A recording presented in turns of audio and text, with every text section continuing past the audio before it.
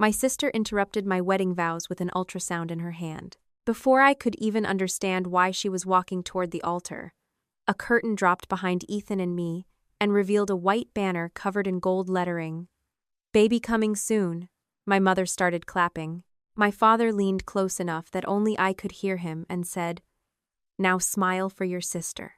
That was the moment I stopped thinking of what had just happened as a family surprise and started looking at it as something that had been planned. Before I tell you what I noticed next, I hope you're doing well wherever you're listening from. Stay with me, because what happened after that banner came down changed the way I understood my family. And if you enjoy stories about people finally learning where their boundaries should have been all along, please subscribe to the channel and stay with me to the end. It happened on the 6th of June, a little over 10 weeks ago. I was 38, standing in front of Ethan in a glass-walled ceremony room at an estate outside Philadelphia, holding a small cream-colored card with the vows I had written myself. The room smelled faintly of roses and polished wood. Sunlight came through the tall windows behind the guests, and for the first time all morning I had stopped thinking about schedules, flowers, late arrivals, and whether the caterer had remembered Ethan's aunt's food allergy. I was looking at the man I was about to marry, and for once there was nothing left to manage. I had just reached the part of my vows I had rewritten 3 times because I could never make it sound simple enough. I told Ethan that loving him had never felt like being rescued. It felt like finally being trusted to stand on my own feet without having to prove I could carry everyone else too. His thumb moved across my knuckles. He smiled. I looked down at the card for the next line, and that was when I heard movement to my left. Kayla stepped out from the first row. My younger sister was 32 and 14 weeks pregnant, although almost nobody in the room knew that yet. She was wearing a pale blue dress and holding something glossy in both hands. At first I thought she was moving because she felt sick. Then she turned the image toward the guests. An ultrasound. A few people gasped before the curtain dropped. The sound of the mechanism above us made my shoulders jerk. Fabric fell behind the altar, and suddenly the neutral wall Ethan and I had chosen was covered by that enormous banner, gold letters, little painted stars, a stylized baby carriage in one corner. It was not something anyone had assembled that morning with tape and enthusiasm. It had been measured, printed, mounted, installed. My mother, Susan, stood up immediately. Surprise! Then she started clapping. My father, Mark, was slower. He looked at Kayla, then at the guests, and then at me. That last part stayed with me. He was not watching his younger daughter announce her first pregnancy. He was watching my face. "Now smile for your sister," he whispered. My fingers tightened around the vow card until the corner folded under my thumb. I did not smile. I also did not scream. For maybe 3 seconds, I could not hear anything clearly. I saw mouths moving. I saw Kayla laughing nervously. I saw my mother spreading both arms as if she had just pulled off the most charming surprise in the world. My chest felt too tight for the room. Then details started separating themselves from the noise. The curtain had dropped from a proper track mounted above the wall. The banner was stretched evenly instead of sagging. Kayla had stopped in a clean patch of light just to my left, where the photographer had a perfect angle. And near the side aisle, a woman I did not recognize was holding Kayla's phone vertically and filming toward the altar. She was not dressed like a guest. She wore black trousers, a dark blazer, and one of the temporary venue badges normally given to vendors. I could not read all of it from where I stood, but I could see the word support. That was enough. I looked at our wedding planner, Claire, who had gone completely pale. "Leave everything exactly as it is," I said. My mother's hands stopped in the middle of another clap. "What?" "I wasn't talking to you." Claire blinked. "Megan, don't take the banner down. Don't move the curtain. Don't let anyone touch the installation until you've photographed it." I turned toward Daniel, the videographer Ethan and I had hired months earlier. "Daniel." He lowered the camera slightly. "Keep recording. We're going to need this." My mother stared at me. Need it for what? I don't know yet. That was the truth. I did not know anything about a campaign. I did not know who the woman with Kayla's phone was. I did not know how Claire had allowed someone to install a curtain behind my altar without telling me. I knew only one thing. This had required planning, and planned things left records.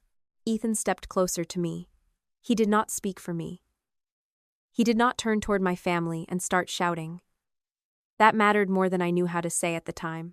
He simply asked quietly, "Do you want to stop?" I looked at him. Behind him, in letters large enough for every guest to read, my sister's pregnancy announcement had replaced the background we had chosen for our vows. "No," I said. "I want to finish." Kyla Pahal, smile falter it. "Megan, wait." I looked at her. "We'll talk later." "But everyone's already..." "Later." My mother came a step forward. "Honey, don't make this uncomfortable." That almost made me laugh. Instead, I looked back at Ethan and unfolded the corner of my vow card as carefully as I could. "Where was I?" He squeezed my hand. "You were telling me I never asked you to carry everyone." For 1 second, I nearly lost my voice. Then I found the line. I continued. The room took a while to settle.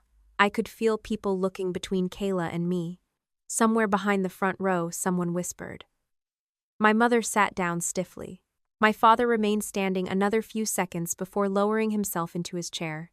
Kayla returned to her seat, with the ultrasound still in her hand. The woman with her phone kept filming. I noticed that too. When Ethan and I finally finished our vows and exchanged rings, the applause sounded different from what I had imagined. It was warmer in some places and hesitant in others. A few guests stood. My best friend was crying. Ethan kissed me, and for those few seconds, I managed not to look behind us. I refused to let the banner become the last thing I remembered about marrying him. The reception started about 40 minutes later. By then, the banner had finally been removed, but only after Claire and the photographer had taken wide shots of the setup, the curtain track, the mounting points, and the placement marks near the altar. Claire had not argued with me. In fact, after the ceremony, she kept avoiding my eyes. That made me more suspicious. My mother found me before dinner.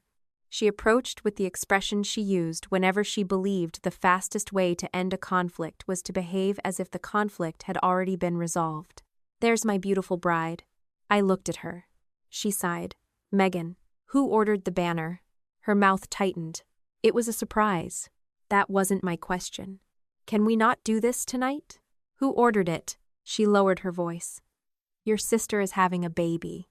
I noticed. She wanted one happy moment. She interrupted my vows. It was 90 seconds. There it was. Not an apology.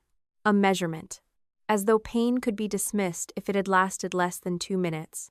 My father joined us carrying a glass of sparkling water. "You still got married," he said. I looked at him. "Thank you for clarifying." "Megan, come on!" "Who ordered the banner?" He glanced at my mother. That glance answered more than either of them realized. "We can talk after your honeymoon," Susan said. "We're not leaving for our honeymoon until next month." Then when things calm down, things are calm. My mother stared at me. She hated when I did that. When I kept my voice level, she could not accuse me of yelling. When I asked one question repeatedly, she could not bury it under 10 different emotional arguments. Kayla appeared beside us. She had changed from the nervous excitement she had shown at the altar to something more defensive. "I thought you'd be surprised," she said. I was. Not furious. "I'm not furious." She looked at my face. "You look furious." "I'm asking who ordered the banner." Kayla folded her arms. My father said, "Can we please let your sister enjoy this?" I looked around the reception room. At the flowers Ethan and I had chosen. At the tables we had paid for. At people drinking champagne under my wedding monogram. "It's my wedding." Susan's expression sharpened. "And nobody is taking that away from you." That sentence was so absurd I did not trust myself to answer it. Ethan appeared at my side, not because I had called him, but because he had clearly noticed the circle forming around me. "Dinner's starting," he said. Susan smiled at him too quickly. "Wonderful. We were just telling Megan not to let one little surprise ruin her night." Ethan looked at me. I shook my head once. "Not now." He understood. We walked away together. At dinner, I ate almost nothing. I smiled at guests because I wanted to smile at them, not because my father had instructed me to perform gratitude for Kayla. I danced with Ethan.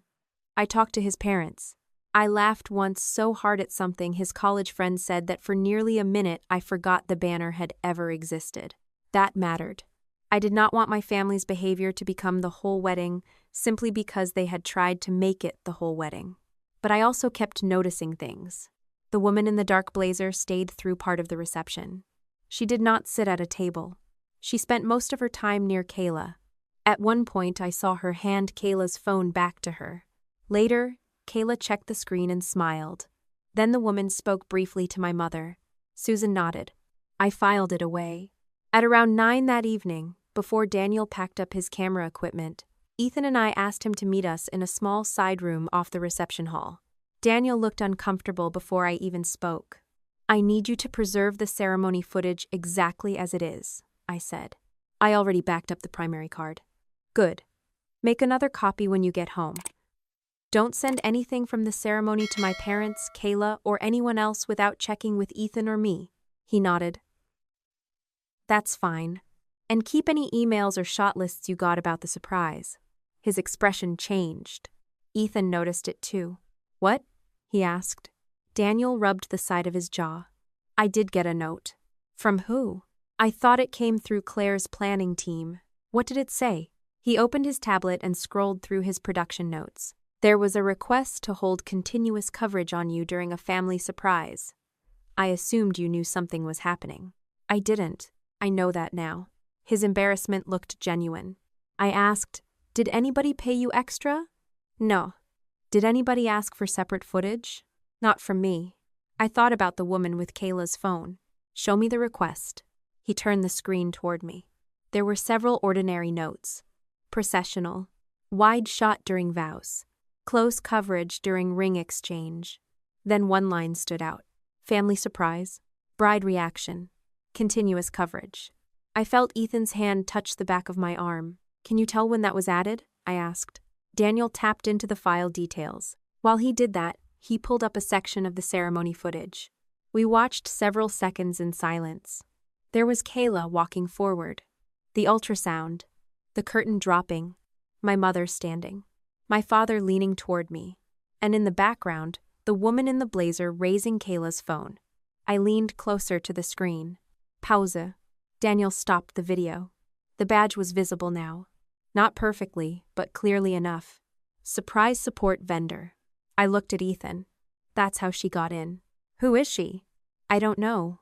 Daniel switched back to the production note. The instruction was added 4 days before the wedding. My stomach tightened. Who sent it? He opened the message trail. Claire's coordination address had forwarded it, but the original request sat below that. A name I knew very well. Susan Foster. My mother. For the rest of that night, I kept hearing the same 5 words my father had whispered at the altar. Now smile for your sister. At the time, I thought the worst thing my family had done was plan to steal 90 seconds of my wedding. I had no idea they had planned what my face was supposed to be worth. I woke the next morning with my wedding dress still hanging from the back of the bedroom door and 53 unread messages on my phone. For a few seconds, I lay there without touching it. Ethan was asleep beside me, one arm across the empty space where I had been, and morning light was coming through the curtains in thin gray strips. My body felt as if I had stayed awake for 2 days. Then my phone buzzed again, and I looked. Half the messages were congratulations. The other half were about Kayla. A cousin had written, I can't believe you kept that surprise from us. One of my mother's friends sent 3 heart emojis and said the pregnancy reveal had been the sweetest thing I've ever seen at a wedding. Someone else asked whether Kayla had planned to announce the baby all along. 2 relatives told me I had handled the interruption with so much grace, which was apparently the polite way of saying they had been waiting to see whether I would lose my mind in front of everyone. I saved those messages because by then I had already started thinking differently about what mattered. Not every text was evidence, but every text told me what version of the event people had been given. My mother had sent me one message at 7:22 that morning. When will Daniel send the wedding video? No apology. No mention of my vows. No question about whether Ethan and I were all right. Just the video. I stared at that message long enough for Ethan to wake up. He pushed himself onto one elbow. What happened? I handed him the phone. He read it twice. She's asking for the footage? Apparently. Block hair. I looked at him. I'm serious, Megan. Block all 3 of them. Your mother, your father, Kayla. We can deal with them in a month. A month gives them a month. To do what? I don't know yet. That was the problem. If I had known exactly what Susan wanted from the footage, cutting her off immediately might have been the easiest choice in the world. But I did not know. I knew she had arranged something behind my back. I knew she had given Daniel instructions about my reaction. I knew a woman I had never met had been filming vertically on Kayla's phone. I knew my father had watched my face instead of his pregnant daughter. None of those pieces told me the whole story. And I had no intention of throwing away access to information because I was angry. Ethan sat up and rubbed both hands over his face. I know what you're doing. What am I doing? You're turning it into work. I felt my shoulders tighten. I'm trying to understand what happened. You're building a case. I'm making sure I don't make a decision based on the first version of the facts. He gave me a look that said he knew me too well. And how long do you get to investigate before you admit your mother hurt you? That landed harder than I wanted it to. I got out of bed and walked toward the bathroom before answering. Those aren't the same question. No, they're not. But you're really good at answering one, so you don't have to answer the other. I turned back. If I block them this morning and find out tomorrow that Mom already requested copies of footage or told vendors I approved something, then what? Then we deal with it tomorrow. I'd rather know today. He watched me for another moment, then nodded. Fine. But don't confuse information with obligation. You can learn what they did without letting them keep doing it. That was fair, I told him so. Then I wrote my mother back. Do not request, receive, copy, post, forward, or distribute any wedding footage. Daniel will deliver the wedding materials to Ethan and me under our contract. If you need to communicate about the ceremony interruption, please do it by text or email. Her reply came in less than a minute. Why are you making this so formal? I typed, because I asked who ordered the banner 3 times last night, and nobody answered.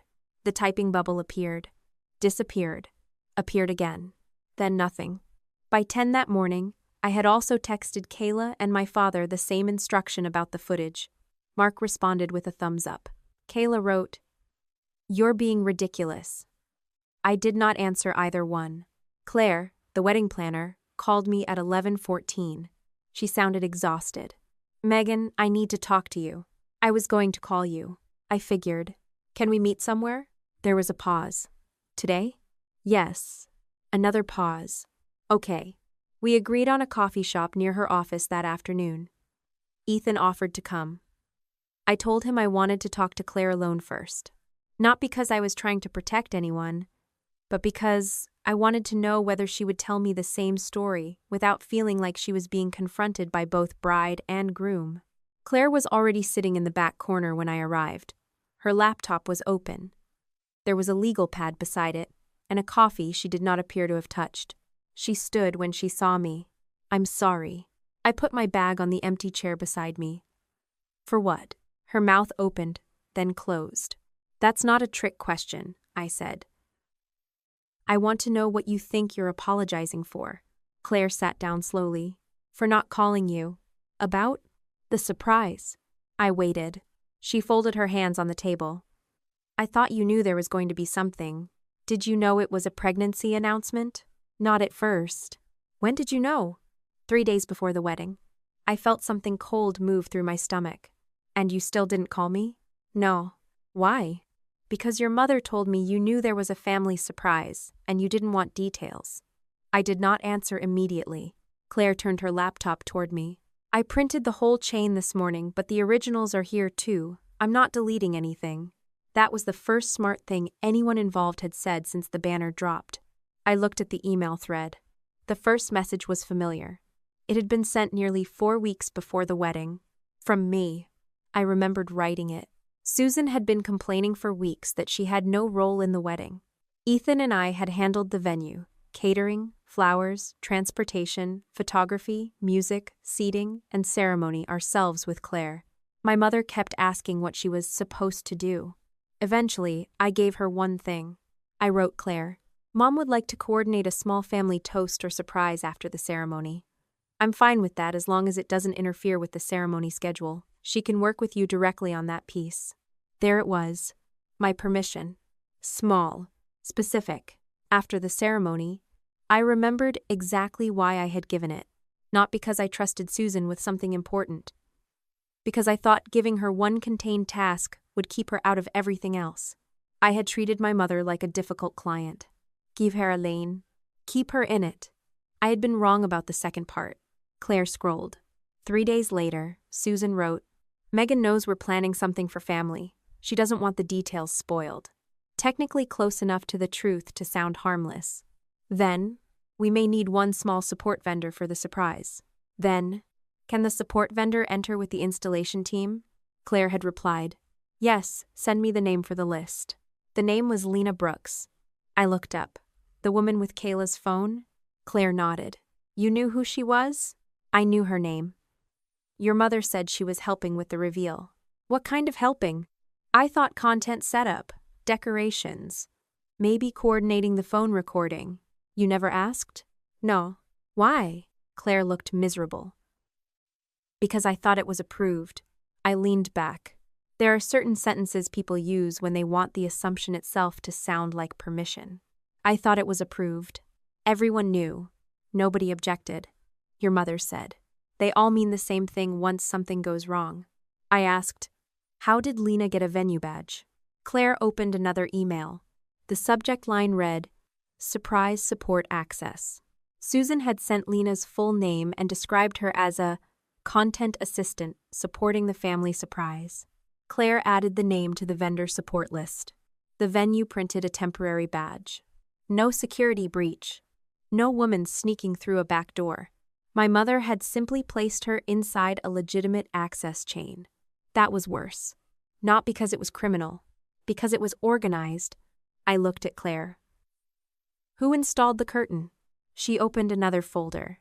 A local event production company had been hired to mount a light track and drop fabric against the wall behind the altar. The banner came from a custom printer in King of Prussia. Who paid them? Claire rotated the invoice. Susan Foster. Deposit paid by card. Balance paid 2 days before the wedding. I scrolled through the attachment. There was a small diagram of the altar. The curtain position. Banner width. A mark on the floor where Kayla would stand. Next to it, clear camera line. I looked at Claire again. You still thought this was a family toast? Her face changed. No. When did that change? When your mother moved the timing. I closed my eyes briefly. Show me. Claire pulled up another email. 6 days before the wedding, Susan asked whether the surprise could happen earlier while everyone is already seated. Claire responded that the best place would be after the recessional, before guests moved to cocktail hour. Susan pushed again. What about immediately after vows? Claire wrote. That would interrupt the ceremony. Susan replied.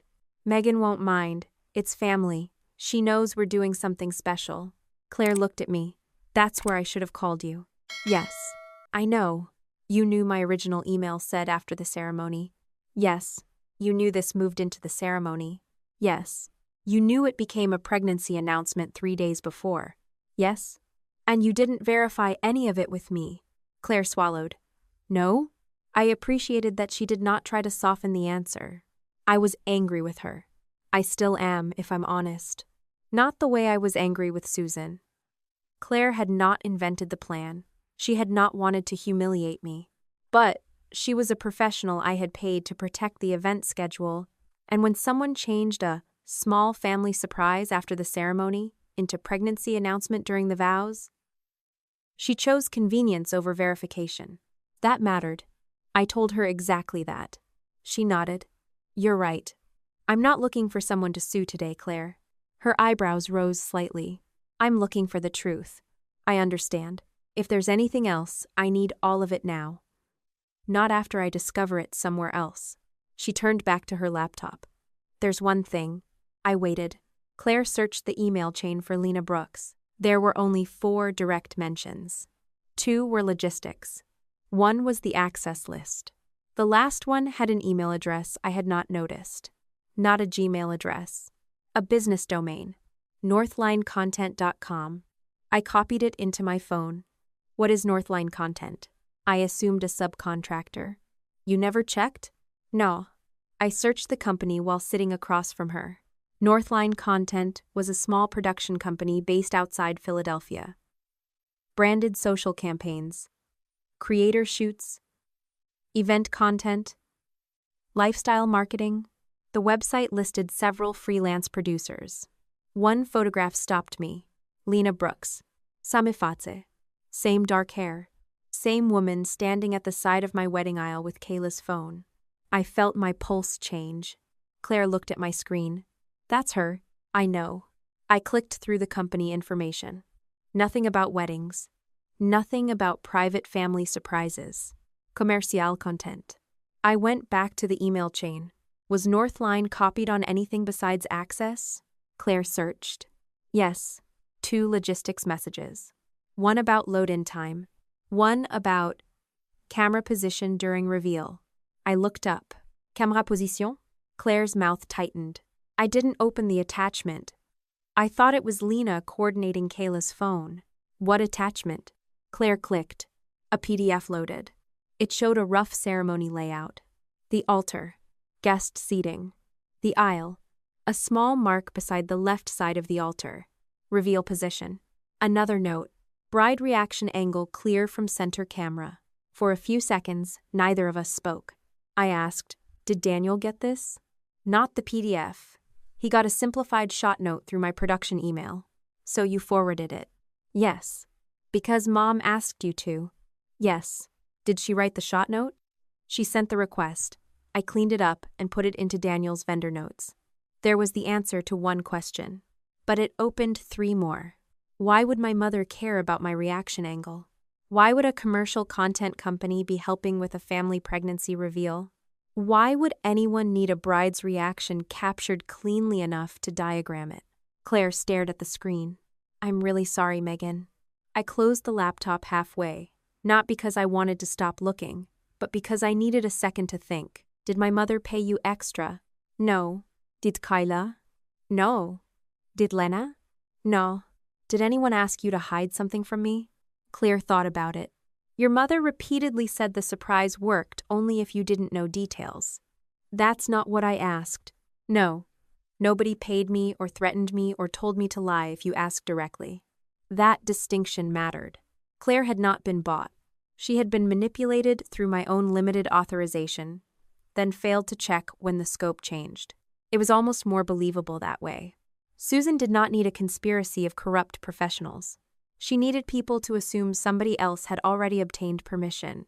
I asked Claire to forward me the complete email chain, invoices, access list, installation diagram, and every version of the ceremony timeline. She did it while I sat there. Then I watched her export the messages into a folder and send them to both me and Ethan. I checked that they arrived before leaving. In the parking lot, I sat in my car without starting it. I thought about calling my mother. I did not. That was new for me. Normally, when I found an inconsistency, I wanted an answer immediately. I would have called Susan and said, "Why was a production company at my wedding?" Then she would have had time to build a story before I knew what the company actually did. Instead, I opened Northline Content's website again. Lena Brooks was listed as a freelance field producer. Her portfolio included creator campaigns for skincare, home goods, maternity apparel, and lifestyle brands. Maternity. That word stayed on the screen. I told myself not to jump. Kayla was pregnant. A content producer at a pregnancy reveal could mean exactly what it looked like and nothing more. Maybe Kayla wanted good social footage. Maybe Susan had hired someone because she wanted the announcement to look polished. Maybe the entire thing was still only a grotesquely overproduced family stunt. I needed facts. I wrote Lena an email. My name is Megan Reed. You attended my wedding on June 6th under a venue badge identifying you as surprise support. You were present during a pregnancy announcement that interrupted my vows and were filming on my sister Kayla Foster's phone. I did not authorize that interruption and did not approve commercial filming of my reaction. I'm trying to understand what you were told about my permission and what role Northline content had in the event. Please preserve any communications relating to the wedding, the reveal, my image, or consent. I read it 3 times before sending. No accusation, no legal threat, no emotional language. Just questions and a preservation request. Then I called Ethan. I met Claire. How bad? She screwed up. Did she know? She knew more than she should have and less than I thought. That sounds ominous. She let a field producer into the venue. There was silence. A what? A commercial content producer. Another silence. For Kayla, I don't know yet. What does your mother have to do with it? She put her on the access list. Ethan exhaled slowly. Megan, I know. No. I mean, this is not normal. I know. You're still not calling them? No. Good. That almost made me smile. By the time I got home, Susan had texted again. Claire called me very upset. I hope you didn't threaten her. I read it once. Then again. I had not told Susan I was meeting Claire, which meant Claire had called her after I left. Or Susan had called Claire. Either way, my mother knew I was looking. I forwarded the message to my evidence folder. Then I replied, I asked Claire for records relating to my wedding. Susan responded almost immediately. Why? I stared at the screen. Because you turned my vows into a production. Because a stranger with a vendor badge filmed my face. Because you asked the videographer to hold the shot on me. Because you have still not told me who ordered the banner even though I now have the invoice with your name on it. I typed none of that. Instead I wrote, because I paid for the wedding. She did not answer. That evening, Ethan and I ate dinner at our kitchen island with both our laptops closed. That was his condition. For 1 hour, no files. No Susan, no banner, no emails. I agreed. We made it 38 minutes. My phone buzzed. Claire. Not a call. An email. Subject. 1 more attachment. I opened it. Sorry, this was attached to the last production coordination thread. I did not review it closely at the time because I believed it related to the approved surprise. There was a PDF. I downloaded it. The title was simple. Reveal Run of Show. Ethan moved his chair closer. The first section listed load-in, banner installation, curtain test, phone setup, Kayla placement, then timing. There were notes beside each item. Keep family seated. Wait until vows begin. Hold announcement until room is fully quiet. I stopped breathing for a second. Ethan read over my shoulder. This was written before the wedding? I checked the file properties. Yes. 4 days before. Then I saw the line near the bottom. Bride reaction continuous coverage. Not capture family. Not film announcement. Not get guests. My reaction. Specifically, I scrolled farther. There was another line beneath it. Primary emotional beat. I read those words twice. Something inside me shifted. My mother had not just wanted me surprised. Somebody had expected my surprise to matter.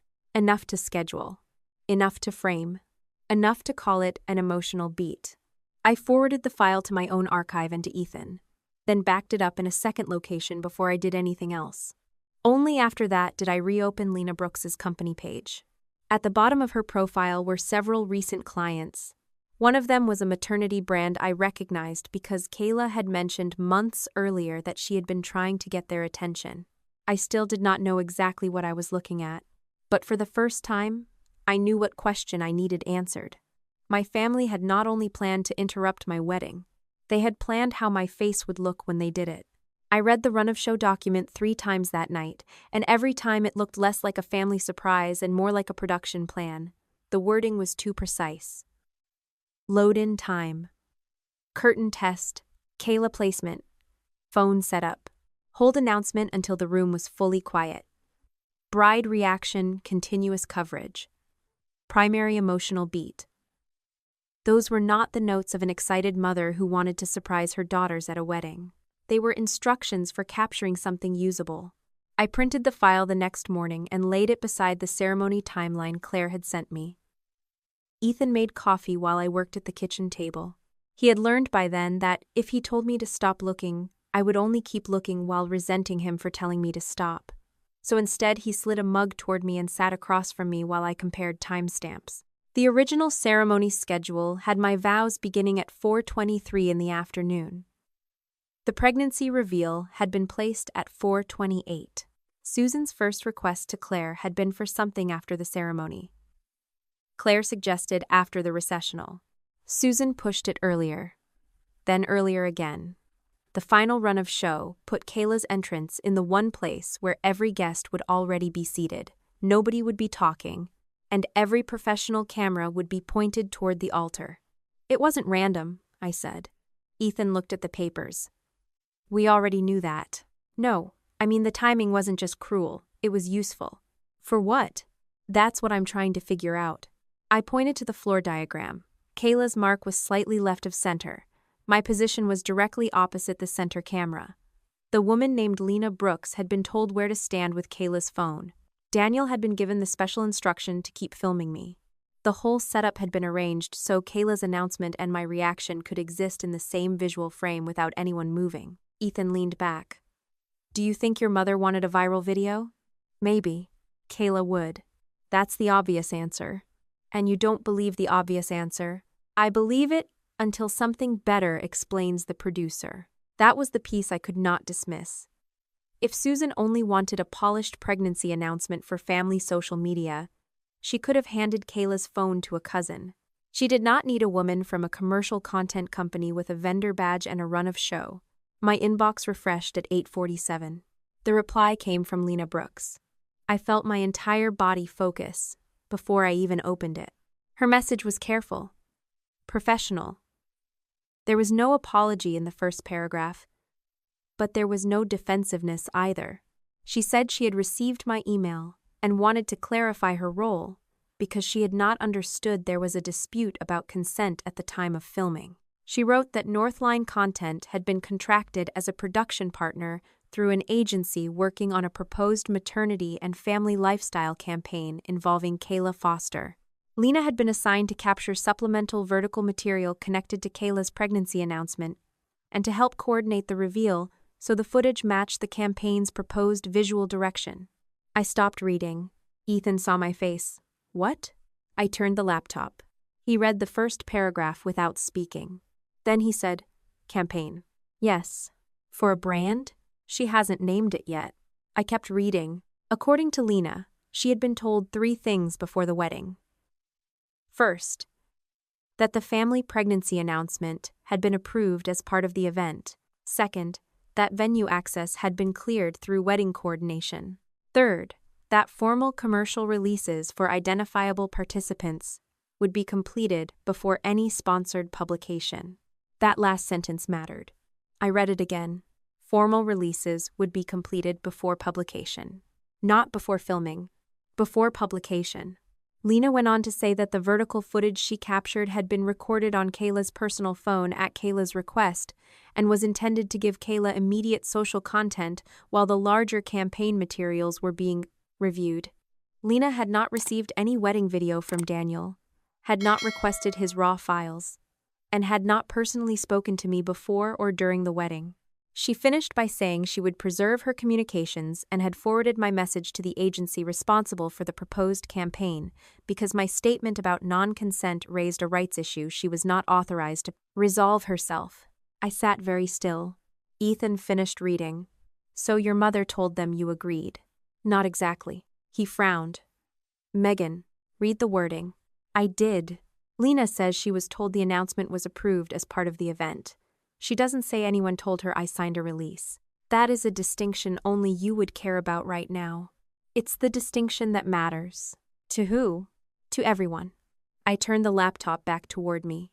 My anger had sharpened, but it had also become easier to handle because now it had structure. Someone had represented that the announcement itself was approved. Formal commercial releases were supposed to come later. That meant there was still a gap. A dangerous one. I started drafting a reply. Ethan watched me type. You're not calling your mother? No. Kyla? No. Good. I looked at him. He held up both hands. I'm learning. My email was short. I thanked Lena for clarifying. Then I wrote exactly what I could prove from my own experience. I did not authorize my wedding vows to be interrupted for a pregnancy announcement. I did not authorize commercial filming of my reaction. I did not authorize commercial use of my image or wedding ceremony in connection with Kayla's campaign. Please preserve any communications that describe my approval, consent, participation, image rights, or role in the June 6th event. I did not accuse Susan of fraud. I did not threaten Northline. I did not write that I was going to sue everyone who had looked at me wrong. I had spent too many years reading contracts written after people had already gotten emotional. The fastest way to make a simple dispute harder was to use 5 dramatic words where one precise sentence would do. I sent the email, then I copied it into a folder I had created the night before. Ethan noticed the folder name, Wedding. It seemed obvious. You're really calling the evidence folder Wedding? What should I call it? I don't know. My mother has lost her mind? That's harder to sort alphabetically. He laughed despite himself. For a few minutes, so did I. Then Kayla posted the video. I did not see it because I was stalking her page. A cousin sent it to me with the message, "I thought you said you didn't know?" I opened the link. The clip was 41 seconds long. It started with Kayla already walking toward the altar. My voice was gone. The first 5 seconds of my vows had been cut away completely. There was no indication that Kayla had interrupted anything. From the way the video began, a stranger would think the ceremony had paused for a planned family announcement. Kayla held up the ultrasound. The curtain dropped. Susan stood and clapped. People gasped. The phone swung toward me. I was visible for maybe 3 seconds. My face looked stunned. Then the clip cut to guests smiling. Then to Kayla laughing. Then to my mother hugging her. The caption read, "Still crying over the sweetest family surprise. Baby Foster coming this winter. We've been holding this secret for weeks and finally got to share it with the people we love most." There was no sponsor tag. No brand name. No disclosure that the reveal was commercial. Nothing that would have made the average viewer think twice. The comments had already started. "This is adorable. Your sister's face. What a perfect announcement. Best wedding surprise ever." One person wrote, "Bride looks shocked lol." I stared at that comment longer than I should have. Ethan came up behind me. "Is that from Daniel?" "No." "How do you know?" "Vertical. Different angle. And look at the first frame." He leaned closer. Kayla's own phone interface was visible in the saved version I had already downloaded. It was Lena's footage. I saved the post, caption, comments, timestamp, and the version of the video as it existed that morning. Then I closed the app. Ethan said, "You could end this in 10 minutes. I knew exactly what he meant. Daniel's wide footage showed the truth. My vows. Kayla walking forward. The curtain. My mother. My father telling me to smile. Me asking who authorized it. It would have taken almost no effort to post a longer clip and let everyone compare the 2 versions. For 1 ugly second, I wanted to. I imagined the comments switching direction. I imagined the people calling it sweet, suddenly calling Susan cruel. I imagined strangers flooding Kayla's page with accusations. I imagined my mother calling me in a panic because the story was no longer hers to tell. The satisfaction was immediate. That frightened me more than I expected. I put my phone face down. Ethan looked at me. "You're not going to post it." "No." "Why?" "Because I don't know who I'd be handing this to." "The truth?" "The internet." He was quiet. I continued. "If I put the whole thing online, I don't control what happens next. Maybe they deserve embarrassment. Maybe they deserve to lose a campaign. That doesn't mean I want 20,000 strangers deciding Kayla deserves threats because she interrupted a wedding while pregnant. I didn't say threats. I know, you said end it." He crossed his arms. "And I still think the truth being public would stop your mother from calling relatives and pretending this was planned. It would stop one lie by starting a public war. She already started one. Then I get to decide whether I join it." He looked toward the counter, jaw tight.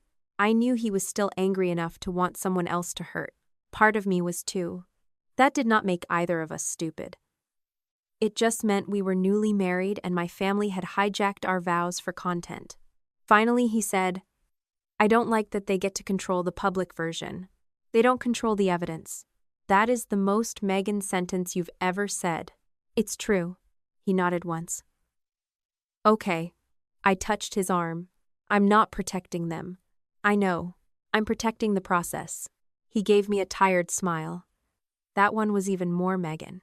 By that afternoon, the family calls started. My Aunt Denise went first. She asked whether I was having some kind of issue with Kayla's announcement. I said, "What did Mom tell you?" She said you're threatening Kayla's work over the wedding. I haven't threatened Kayla. She said an agency is involved now. The agency was involved before I knew there was an agency. Silence. What does that mean? It means I'm not discussing this through Mom. Denise tried again.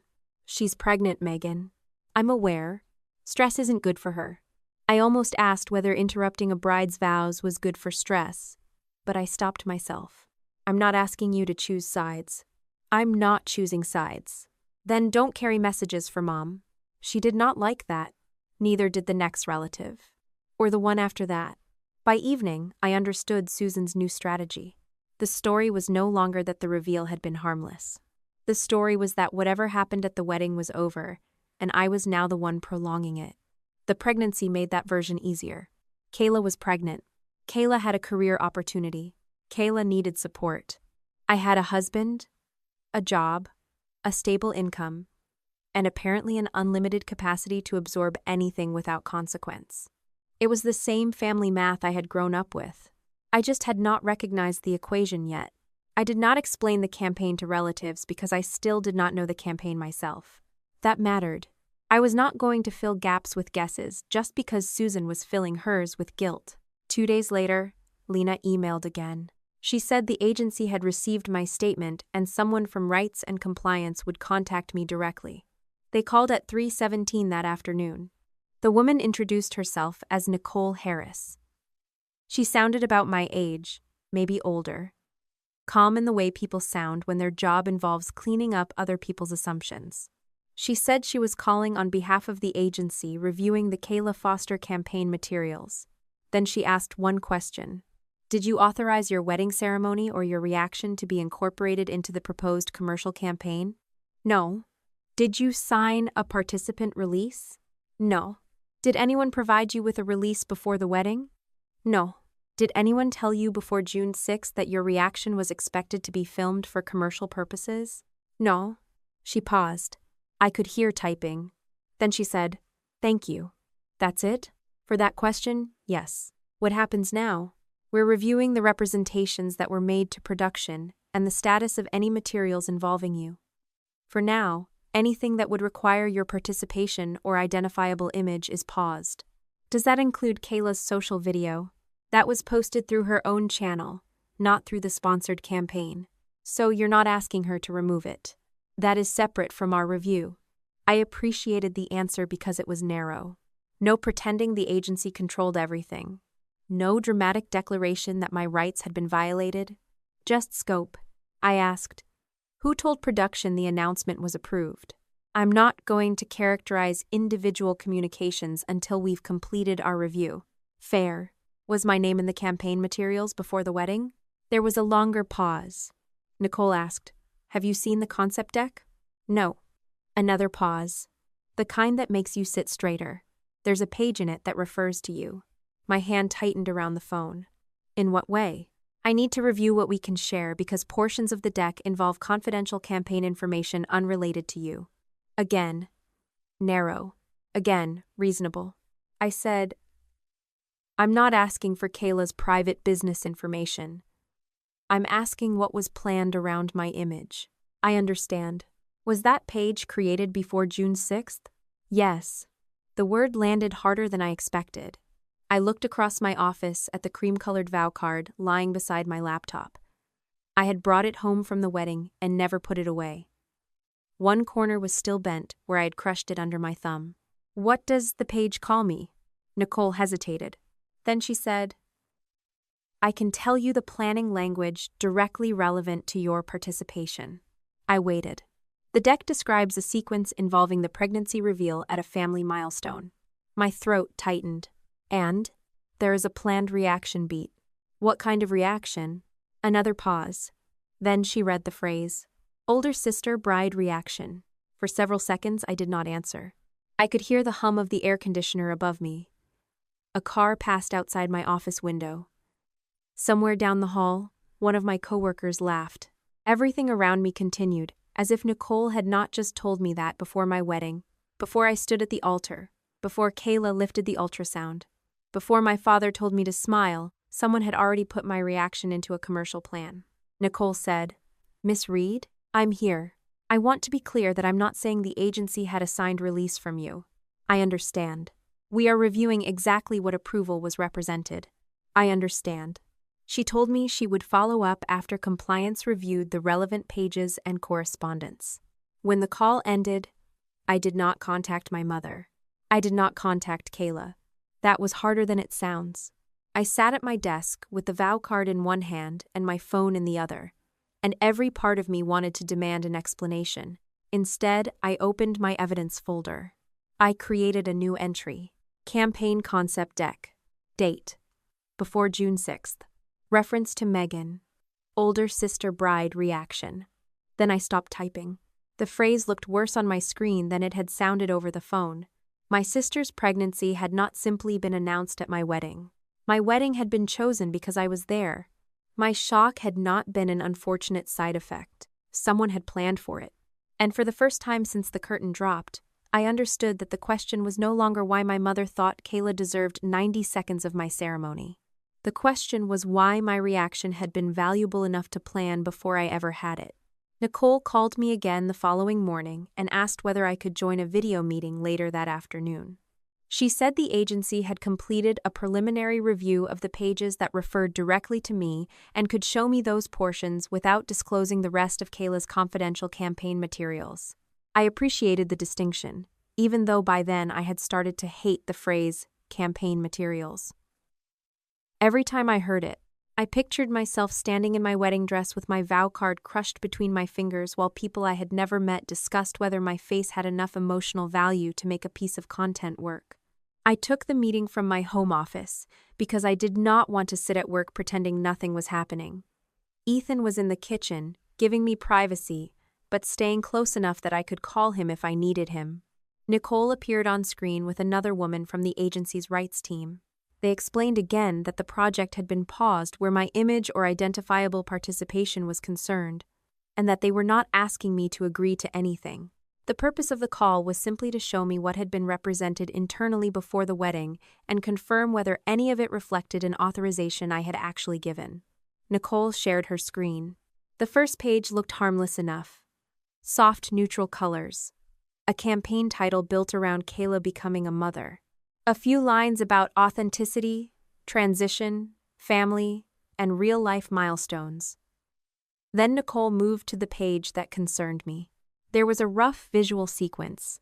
Kayla at a wedding, an ultrasound, a family reaction, a bride, not me specifically. A stock photograph of another woman in a white dress, laughing with one hand over her mouth. Underneath it were several planning notes. High emotion family milestone. Pregnancy reveal. Older sister bride reaction. I stopped breathing normally. The words were exactly as Nicole had read them to me the day before, but seeing them arranged inside a presentation changed something. It turned the humiliation from an event into a product component. There was even a box beside the reaction note marked Authenticity Anchor. I stared at it. Nicole said, "Miss Reed, I want to emphasize that this deck does not itself establish that anyone had legal permission to use your image. It establishes what the creative concept expected to capture. I understand. Do you recognize this document? No. Had you seen any version of it before June 6th? No. Had anyone discussed with you the idea of your reaction being part of a maternity campaign? No." The other woman took notes. I asked, "When was this version created?" Nicole moved to the metadata summary. May 19th, 18 days before my wedding. I looked down at my desk. The vow card was still there. I had moved it 3 times in the previous week and never managed to put it away. The cream paper had a faint champagne stain near the bottom from the reception, and one corner was permanently bent. I picked it up while Nicole continued speaking, not because the card had anything to do with commercial consent, but because I needed to hold something that belonged to the actual reason I had been standing at that altar. On May 19th, I had been worried about seating charts. Susan had already been helping someone imagine my face. Nicole moved to another page. It contained logistics rather than creative language. Family milestone location. Controlled reveal timing. Camera-ready environment. Bride reaction positioned as an unscripted emotional beat. I felt something inside me go very still. Unscripted, I said. Yes. So, the campaign depended on my reaction being genuine. That appears to be what the concept was trying to capture. Which means I couldn't know. Neither woman answered immediately. They did not need to. If someone wanted a genuine surprise, telling the surprised person would defeat the point. I asked, who approved this concept? Nicole chose her words carefully. There were multiple participants in the development process. We are still reviewing how the family permission issue was represented. I don't want to overstate where that review stands. Was Kayla involved? She was involved in the campaign. That's not what I asked. Nicole paused. She was aware that a pregnancy reveal was part of the proposed content direction. I nodded slowly. I had expected that answer. It still hurt. What about my parents? The agency has correspondence with both Susan and Mark Foster that is under review. I cannot characterize all of it today. That was new. Mark? Until then, most of the visible trail had led back to Susan. Susan paid for the banner. Susan pushed the timing. Susan put Lena on the access list. Susan requested bride reaction coverage. Mark had seemed like what he often was in family conflict. Quieter, more practical, less theatrical. The person who waited until Susan had done the emotional work, then stepped in to explain why resisting her was unreasonable. I asked, was my father involved before the wedding? Nicole said, we have pre-wedding communications from him. She would not say more. Not yet. The meeting ended with Nicole promising to contact me again after the agency completed the next stage of its review. I closed the laptop. For almost a minute, I sat there without moving. Ethan eventually appeared in the doorway. You okay? No. He came in and sat on the edge of the chair opposite me. I turned the vow card over in my hands. They called it an authenticity anchor. What? My reaction.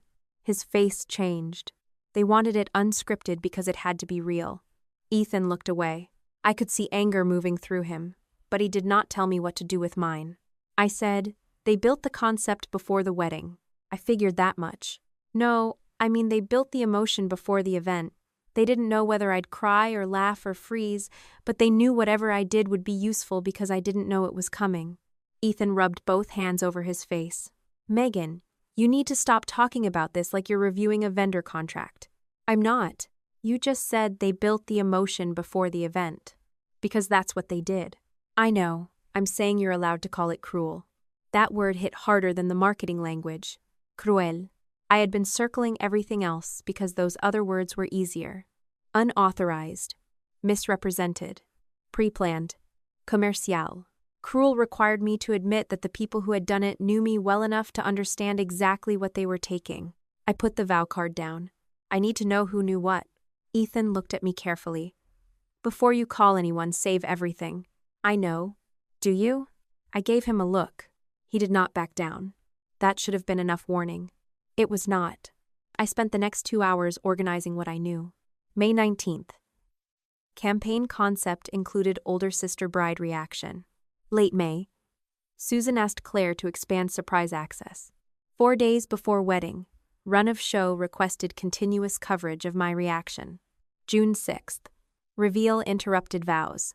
Afterward, formal release expected before commercial publication. Those were facts. Then there were unknowns. Did Kayla know the exact timing? Did Kayla know I was a planned reaction beat? Did Mark know permission had not been secured? Did Susan tell everyone I had approved the commercial concept, or only the existence of a family surprise? The sensible thing would have been to wait. I knew that. I knew it professionally. I knew it personally. I even wrote at the top of my notes, "Do not confront until documents are preserved." Then I called Kayla. She answered on the third ring. Her voice was flat. What? I did not ease into it. Did you know your campaign planned to use my reaction before the wedding? Silence. Then, what are you talking about? The deck dated May 19th. Another silence. I could hear a television in the background. Kyla, I know what a campaign deck is. That wasn't my question. She exhaled. You're talking to the agency? Yes. Her tone sharpened immediately. Why? Because they were planning around my image. They weren't using anything without paperwork. You knew? I knew we were filming the announcement. At my wedding. Yes. During my vows. She hesitated. That hesitation answered me. You knew. Mom said the timing changed. When? A few days before. And you agreed. Megan, can we not do this like I'm on trial? I'm asking whether you knowingly interrupted my vows for campaign footage. It wasn't supposed to be some attack on you. That isn't an answer. Yes. The word was so quiet I almost missed it. Yes, what? Yes, I knew the reveal was happening during the ceremony. My hand tightened around the phone. Did you know my reaction was part of the content plan? I knew they wanted reactions. Mine specifically? I knew you'd be on camera. That isn't what I asked, she snapped. What do you want me to say? The truth. I thought the whole family was part of it. I didn't know it existed. Mom said you knew there was a surprise. I knew she was arranging something after the ceremony. I didn't know that. For the first time, Kayla sounded unsettled. I asked, what exactly did Mom tell you? That you knew there would be something, that you didn't want details because you liked surprises. I laughed once. Not because anything was funny. I hate surprises. Kayla knew that.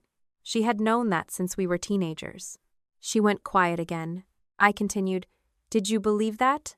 I thought maybe wedding stuff was different. Did you ask me? No. Did you ask Ethan? No. Did you care? That's unfair. Is it? I'm pregnant, Megan. I had a chance to turn this into something real. You interrupted my wedding because you needed content. It was 1 minute. There it was again. I closed my eyes. She kept going. You had the whole day. You had the ceremony, the reception, the dress, the venue, everything. This was 1 minute. You're right. She stopped. I said, that's exactly how you thought about it. What? You decided how much of my wedding I was allowed to lose. I didn't take your wedding. You decided 1 minute belonged to you because I had the rest. You're twisting this. No, I'm finally listening to what you're actually saying. Her breathing changed. I could tell she was angry now. Good. So was I. Kayla said. You've always acted like I get everything. This isn't about childhood. Of course it is. No. This is about June 6th. You're talking to a commercial agency like I tricked you into signing something. You tricked me into providing the reaction you needed, before asking whether I would let you use it. That's not how it works. How does it work? There are releases. Nobody can publish sponsored material until paperwork is done. That sentence told me more than she meant it to. You expected me to sign afterward. Silence. Kyla. Mom said once you understood what the campaign could do for me, you'd calm down. There it was. Not consent. Prediction. My family's favorite substitute. I said, so you knew I might say no. I knew you might be mad. That's not the same thing. You never say no to things that actually matter. I stared at the wall. It was such a revealing sentence that I almost forgot to breathe. What does that mean? It means you're practical. You always have been. You don't throw away opportunities because of feelings. She said it like a compliment. The family version of me. Reliable. Rationale. Useful. Predictable. I should have stopped there. I should have ended the call, backed up every file, waited for the agency review, and let Kayla wonder how much I knew. Instead, I said, I saw the deck.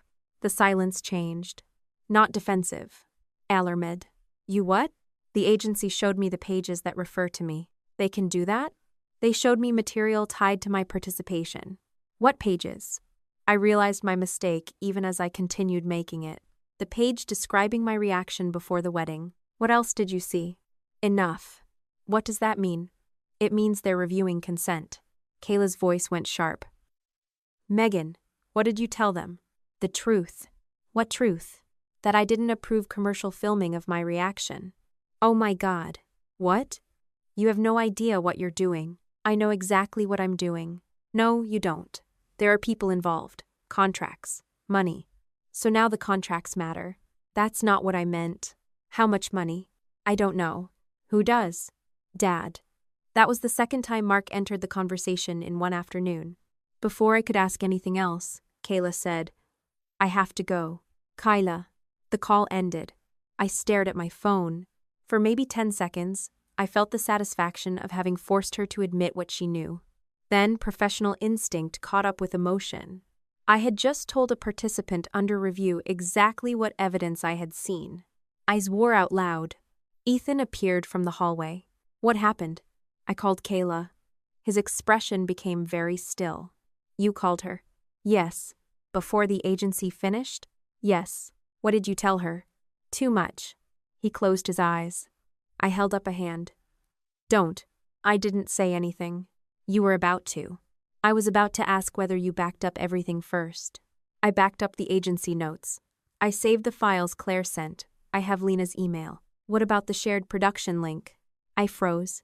2 days earlier, Claire had forwarded me a link embedded in one of Susan's coordination messages. It opened a project folder with reveal logistics and a few production assets. I had looked at it once. I had downloaded the run of show, but not every item because some files appeared unrelated to me. I opened my laptop, clicked the link. Access denied. My stomach dropped. Ethan saw my face. What? It's gone. What was in it? I don't know. That's why I said, I know what you said. My voice came out sharper than I intended. He stopped. I took a breath. I know. He sat beside me. Can you recover it? Not directly. Did you screenshot anything? Some folder names, not contents. What did you lose? I don't know. That's the problem. That was the cost of my mistake. Not the whole case. Not the evidence I had already preserved. But a source of information I had no right to assume would stay open forever. I had wanted Kayla to feel exposed. Instead, I had exposed my own hand. Within an hour, Claire texted me. Your mother just called asking exactly what I sent you. I replied, please preserve the existing email chain and do not delete anything. Claire answered, already done. At least one of us was learning. Then my Aunt Denise called again. I almost ignored it. Instead, I answered, Megan, your mother says you're trying to get Kayla's campaign canceled. I haven't asked anyone to cancel anything. She said you contacted the agency. They contacted me after I told the producer I did not consent to commercial filming of my reaction. She says you knew there was a surprise. I knew there might be a family surprise after the ceremony. That sounds like the same thing. It isn't. Megan, your sister is pregnant. She's already stressed. I'm not discussing this through you. I'm not a messenger. Then why are you repeating Mom's argument? That ended the call quickly. More messages followed. One cousin asked whether I really wanted to destroy Kayla's first big chance as a mother. Another wrote, whatever happened at the wedding, it's over now. That one almost impressed me. The interruption was over. The footage existed. The campaign existed. The planned use of my reaction existed. But apparently my right to object had expired because the event itself had ended. Susan understood framing better than I had ever given her credit for. By dinner, she had sent a long family email. I knew it was a family email because 3 people forwarded it to me within 20 minutes. The subject line was, please respect our family during a joyful time. Susan wrote that Kayla's pregnancy announcement had been intended as a loving family surprise.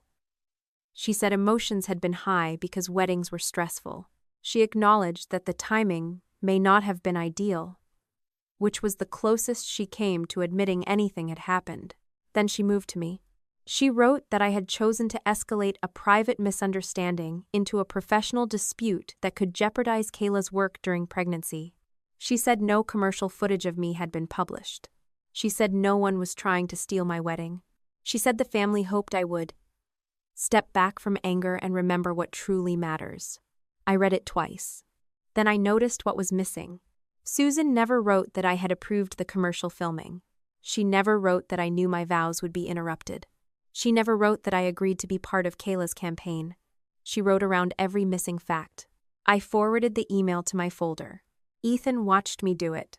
Then he said, "You know what I want to say." "Yes. I'm saying it anyway." "Fine. You called Kayla because you wanted her to know you knew." I did not answer. That wasn't strategy. I know. That was anger. I know. You're allowed to be angry. I know. But you keep pretending the only dangerous version of anger is screaming. You don't scream, you make phone calls. That irritated me because it was accurate. I closed my laptop. I wanted her to say it. What? That she knew. She did. Yes. Did it help? I thought about that. Yes. He waited. And no. Okay. I needed to hear her admit she knew I would be upset, and did it anyway. That matters. It does. But I didn't need to tell her what the agency had shown me. No. I lost access to that folder. Yes. I looked at him. You can stop agreeing with me now. He smiled despite himself. I did too. Then the smile disappeared. I need to change how I'm doing this. Ethan nodded. No more confronting people before I back up what I have. Good. No more telling them what I know just because I want to see their reaction. Very good. No calls when I'm angry. That rule may destroy half your family's communication system. I'll survive. He gave me a look.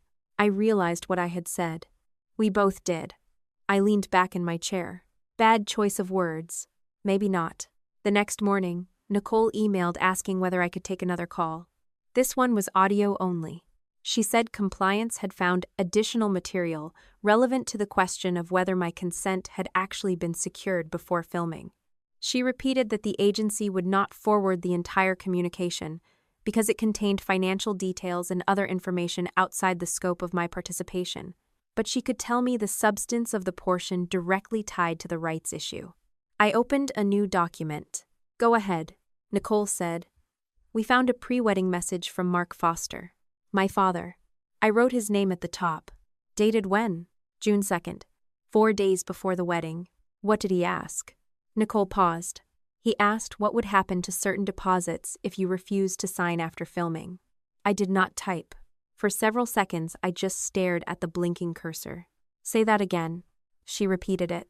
If Megan refuses to sign after filming, what happens to the deposits? My father had written my name. Not the bride. Not family participant. Megan. He had asked the question before June 6th. Before he stood beside me at my wedding. Before he whispered that I should smile for my sister. Before I had ever heard the word campaign. I asked, did anyone answer him? Yes. Who? Nicole said. Susan Foster responded in the thread. My mother. What did she say? We're still reviewing the surrounding context, and I don't want to paraphrase beyond what we can support. We should be able to show you a redacted excerpt in the next rights review call. I understood why she was being careful. I hated it anyway. Did my father's question assume I had already agreed? Nicole was silent for a moment. Then she said, that is one of the contradictions compliance is reviewing. I wrote down the date. June 2nd. My father knew there was a possibility I would refuse. And instead of asking me before the wedding, he asked what my refusal would cost afterward. That was when the entire shape of the plan changed for me. Until then, I could still imagine that Susan had overpromised, Kayla had been selfish, and Mark had gone along because he hated family conflict. But a man who believed permission had already been secured did not ask what happened if permission was refused after filming. He asked that question because he knew there was no yes yet. They had known, and they filmed anyway. By the middle of the second week after the wedding, the argument had stopped being about what happened at the altar. At least, that was how my family tried to frame it. The banner had been taken down. The guests had gone home. Kayla's ultrasound photo had already been shared hundreds of times. To Susan, all of that meant the event itself was finished, and anything I did after that was an escalation. I had become the problem because I was still asking questions after everyone else had decided the answers were inconvenient. My Aunt Denise called me again on Tuesday morning. I was at my desk reviewing a vendor agreement for work when my phone lit up with her name. I almost let it go to voicemail, but I knew avoiding every relative would eventually become another story Susan could tell, so I answered. Megan, I'm not trying to get involved. That's becoming a popular opening. She sighed. Your mother is upset. I know. She says this has gone way beyond the wedding. It went beyond the wedding before I knew anything about it. That's not what I mean. I know what you mean. There was a pause. Denise lowered her voice as if we were discussing a medical emergency. Kayla is pregnant. So I've heard. Megan, I'm not making jokes about the pregnancy. I'm saying her being pregnant does not answer any of the questions I'm asking. She's stressed. So am I. You're stronger than she is. The words came so easily that I almost missed them. I sat back in my chair. What did you say? Denise hesitated. I said you're stronger. You've always been the one who can handle things. There it was again. Not malice. Permission. I looked at the document open on my monitor without seeing any of the words. Denise, if you don't want to be involved, then please stop carrying Mom's arguments to me. I'm not carrying anything. You called me to tell me my sister's stress matters more because I can handle mine. That's not what I said. It's exactly what you said. She became defensive. I'm just asking you to think about the baby. I am not doing anything to the baby. You know what I mean. Yes, I do. I let the silence sit. Then I said, if you want to ask me what happened, ask me. If you want to know what the agency is reviewing, ask me. But I'm not going to defend myself every time Mom finds another relative to remind me Kayla is pregnant. I'm not choosing sides. Then don't. I ended the call politely. That was something I had started practicing, ending conversations before they turned into negotiations about whether my boundary was reasonable enough. A year earlier, I would have stayed on the phone another 20 minutes explaining myself. 5 years earlier, I might have apologized to Denise for making the conversation uncomfortable. That had always been my problem. Not that I sacrificed huge things. I didn't. I never handed Kayla my savings account. I never paid her rent for years. I never gave up a career for my family. What I did was smaller, more constant, and, in a way, more dangerous. I had trained everyone to believe inconvenience belonged to me if I could absorb it more efficiently. If Kayla could only make Thanksgiving dinner on Friday, we moved it to Friday. If the family went somewhere expensive and Kayla was between brand deals, I quietly covered a larger share of the bill because arguing over $80 felt exhausting. If Susan wanted to use my house for a birthday dinner because mine was better for hosting, I said yes, because cleaning afterward took less energy than 3 days of debate. If plans conflicted, Susan usually said the same thing. Megan, you're easier. For years, I heard that as praise. I was flexible, practical, low maintenance. Now I understood the other half of the sentence. Megan is easier, so ask Megan to move. Megan is easier, so Megan will pay. Megan is easier, so Megan will understand. Megan is easier, so interrupt Megan's wedding. The realization made me angrier than the individual memories deserved. None of those moments had ruined my life. That was exactly why I had never fought about them. The pattern survived because each piece was small enough to dismiss. Ethan found me that evening at the dining table, with 3 printed emails spread in front of me and an untouched bowl of pasta beside my elbow. You're reading those again. I'm checking dates. You checked them yesterday. I'm checking them against the production invoice. He sat down across from me. What happens if the dates match? Then I know the production deposit was paid before the final timing change. And then? I add it to the timeline. And then? I looked up. He nodded toward the bowl. Eat. I'm not 12. No, 12-year-olds are easier. I stared at him. He raised his hands. Bad joke. Very. Still eat. I took a bite because he was right, and because I did not want our marriage to become an extension of the investigation. That was another thing I was learning. My family had already taken enough space. I did not want to hand them the rest voluntarily. After dinner, I closed the laptop. The next morning, I texted Susan. I want to talk in person, just you and Dad, tomorrow at 2. She replied immediately. About ending this? About what happened? That sounds like the same thing. It isn't. She sent back a thumbs up. We met at my parents' house. I had grown up there, though not in the exact version I walked into that afternoon. Susan had redone the kitchen twice. Mark had converted the dining room into a larger sitting area after Kayla moved out. The family photos had changed over the years, too. There were more pictures of Kayla now, because she had spent years sending professional images from shoots and trips. I noticed, with a kind of detached amusement, that my wedding portrait was not there yet. Maybe it never would be. Susan opened the door before I knocked. She looked tired, not destroyed, not broken, just irritated in the way she got when something she considered simple refused to become simple. I made coffee. I'm fine. You always say that. I almost told her that was part of the problem. Instead, I followed her into the kitchen. Mark was already at the table. His phone sat beside him. There was a legal pad in front of him. That told me he had prepared. Good. So had I. Susan sat across from me. Can we please agree to talk like a family? What does that mean?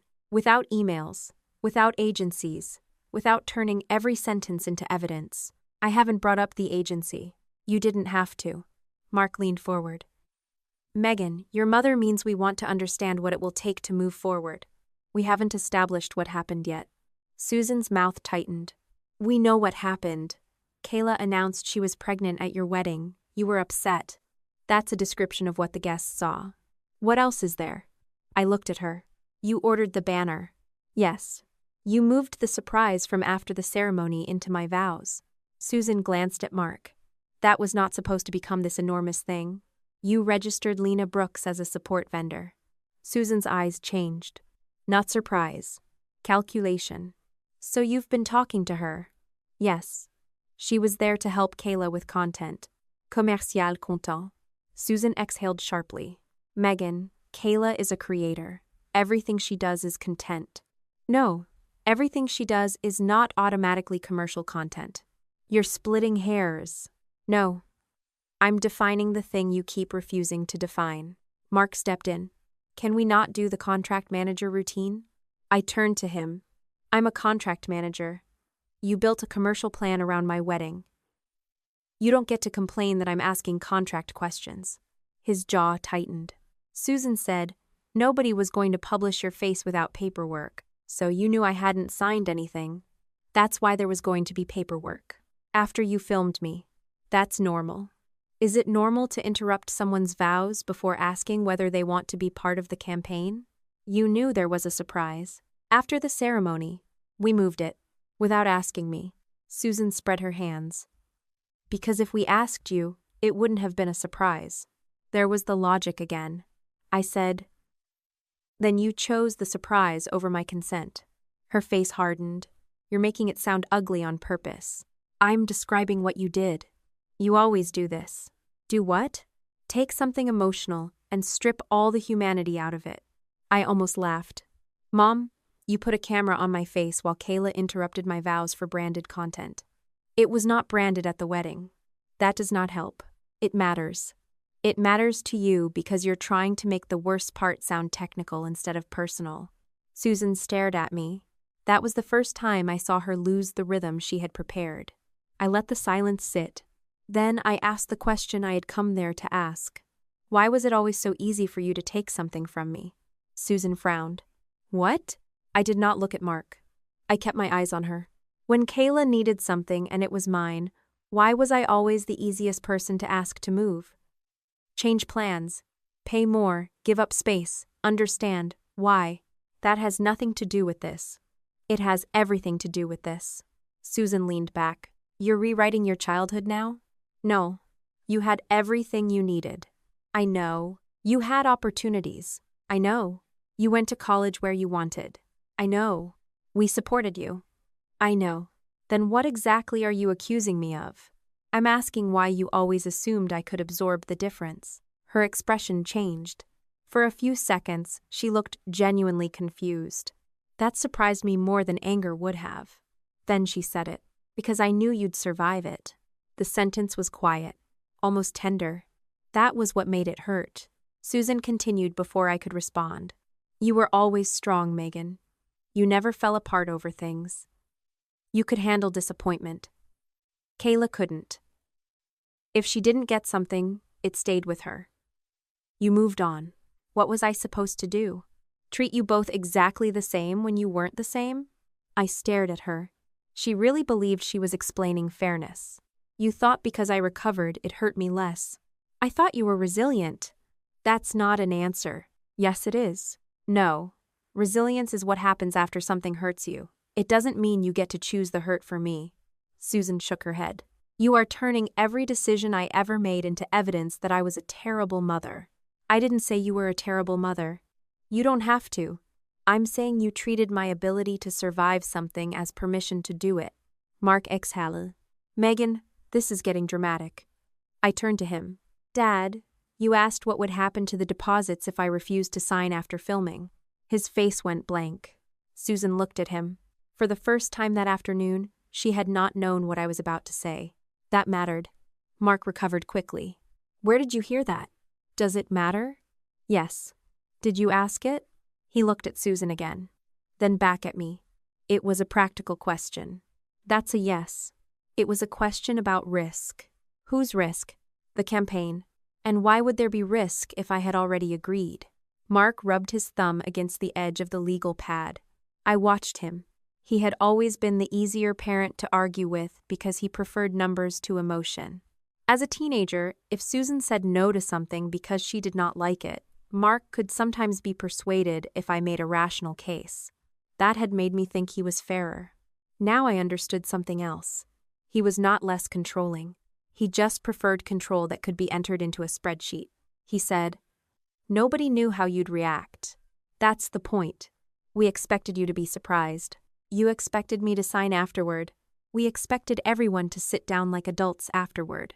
That's not what I asked." Mark's voice hardened. Megan, do you have any idea how much money is tied up in this?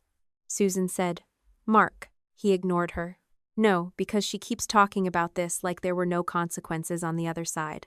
I stared at him. There it is. What? The real problem. You think money is the real problem? I think you do. He leaned back. You want numbers? Actually, yes. Susan interrupted. This is not necessary. It is now. Mark looked at her, then at me. We've helped Kayla's business. I know. No, you don't. How much? He hesitated. Over the last couple of years, around 60. I thought I had misheard him. 60 what? 1,000. I sat back, Susan said quickly.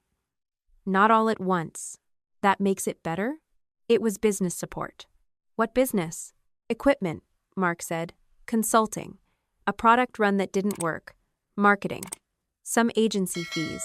She had cash flow problems. I looked at Susan. You gave Kayla $60,000? Invested, Mark corrected. Did she pay you back? That wasn't always the structure. So no, he ignored that. This new campaign was supposed to change things. How much did you put into this one? Mark rubbed his forehead. About 25. 25,000? Committed. Not all spent. For what? Production deposit. Consultant. Setup. Some campaign development. The banner? That's included. The curtain? Yes. Lana? Part of production. I stared at him. You spent $25,000 on a campaign that depended on footage of me before I agreed to be in it. That is not an accurate description. It is exactly accurate. No, the campaign was about Kayla. Then why did you ask what happened if I refused to sign? His jaw tightened. Because the wedding sequence was one component. One component, important enough to worry about losing deposits. Mark said nothing. I continued. How much was the campaign worth? He looked at Susan. She said, That's Kayla's business. Dad? He exhaled through his nose. Potentially close to 100 gross if everything performed. I nodded slowly. There it was. A number large enough to explain the desperation. Not life-changing money for a corporation. Potentially life-changing for Kayla's unstable creator business. Enough to make Susan think 1 minute of my vows was small. Enough to make Mark ask how much my no would cost, before anyone bothered to ask whether I would say yes. Mark leaned forward. That's what you're not seeing. Kayla has struggled for the last year. Engagement is down. Brand work is inconsistent. This pregnancy campaign could give her a completely new audience. I see it. No, you don't. I see exactly why you wanted it. You say that, like wanting your daughter to succeed is a crime. I'm saying you spent money based on something I had not agreed to. We expected you to be reasonable. I felt something cold settle in my chest. What does reasonable mean? Mark looked frustrated. It means understanding that if one signature protects an opportunity worth 6 figures, you don't destroy the opportunity because your feelings were hurt for 1 minute. I looked at Susan. She did not correct him. That mattered too. You already priced it, I said. Mark frowned. Priced what? Minno. That's ridiculous. You decided the campaign was worth enough that I would eventually agree. You didn't ask whether I wanted to participate. You asked how expensive it would be if I didn't. We were trying to protect an investment. Exactly. Susan finally stepped in. You're making your father sound heartless. I'm repeating what he just said. He is trying to help your sister become financially independent by spending $60,000 keeping her dependent. Susan's face changed. That was unnecessary. Was it wrong? She has had setbacks. So have I. You never needed us financially. There it was. Again. I almost smiled because the pattern had become so obvious I could finally see it while it happened. You hear yourself, right? What? I didn't need your money, so my wedding became something you could use to help the child who did. That is not fair. No, it isn't. Susan stood. I am done being spoken to like this in my own house. I stayed seated. That's fine. She looked almost surprised. Maybe she expected me to chase her. Explain. Soften. I did not. I gathered my bag. Mark said, Megan, sit down. No, we are not finished. I am. What does that mean? It means I asked what I came to ask. And now I know. Susan stood by the counter with her arms folded. You know what? I looked at her. That you thought I'd survive it. Then I looked at Mark. And you thought I'd sign because too much money was already spent. Mark's mouth tightened. That is an oversimplification. No. It's the first simple thing about this. I left. I made it to my car before my hands started shaking. Not from fear. From the delayed impact of hearing people I loved explain, calmly and logically, why they had decided my consent was predictable. I sat behind the wheel for almost 10 minutes. I did not cry. That bothered me. It felt like proof. I could survive it. I could compartmentalize. I could drive home. I could make a spreadsheet. I could function. By the time I reached our house, I had already built 3 categories in my head. Historical business support.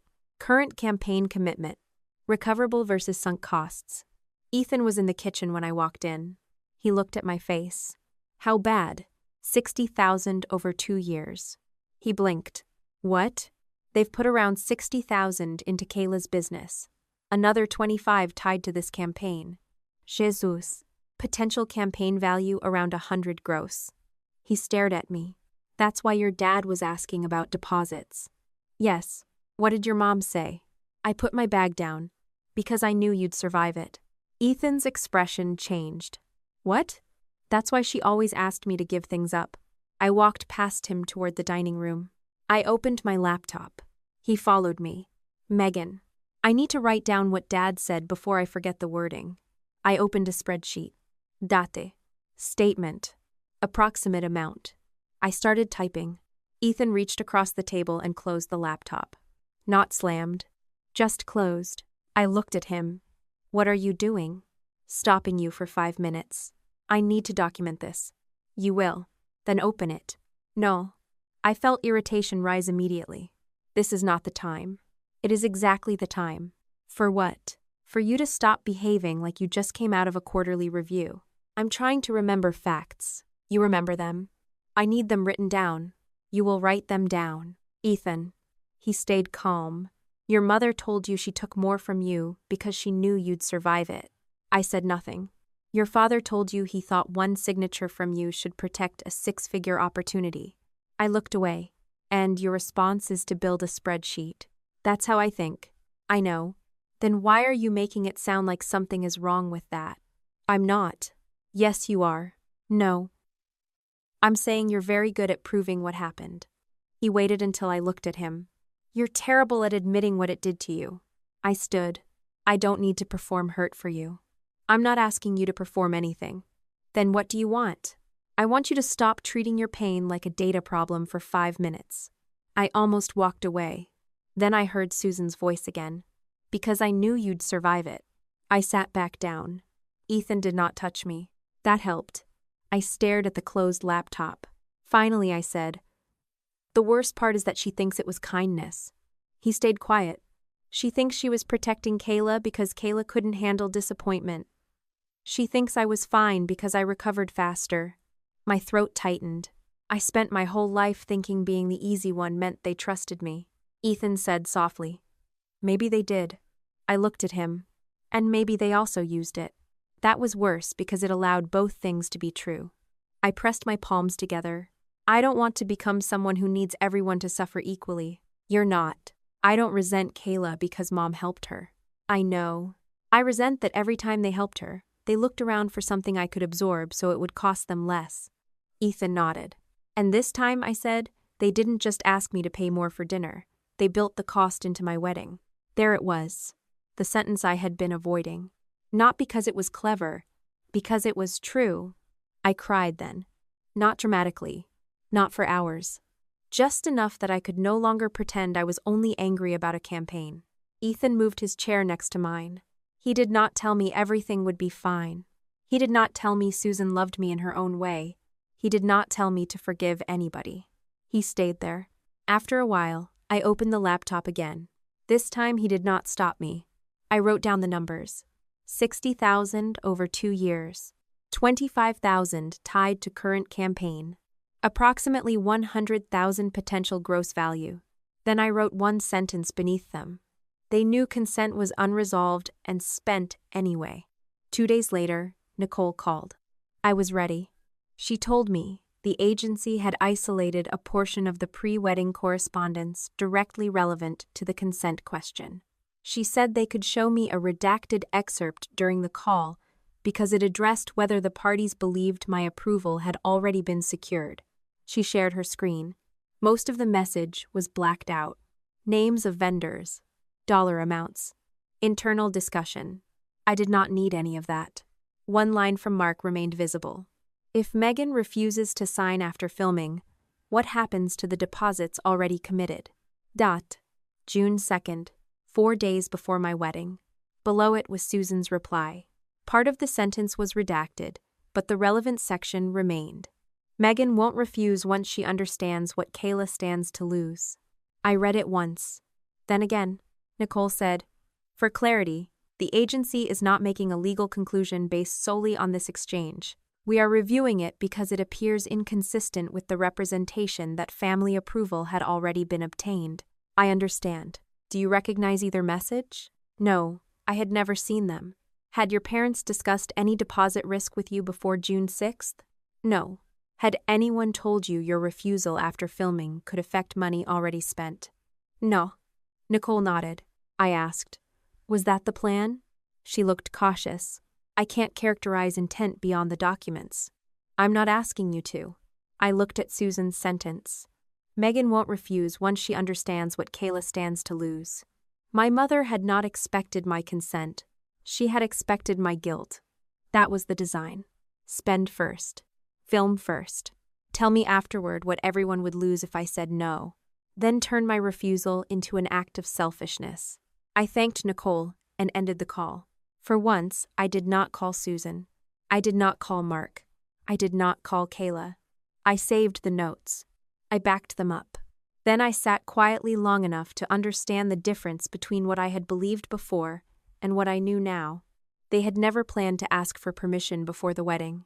They had planned to make permission too expensive to refuse afterward. And for most of my life, I had given them every reason to believe that strategy would work.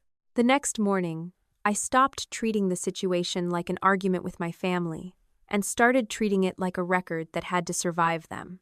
That distinction changed almost everything about the way I behaved. Until then, I had been collecting whatever came to me.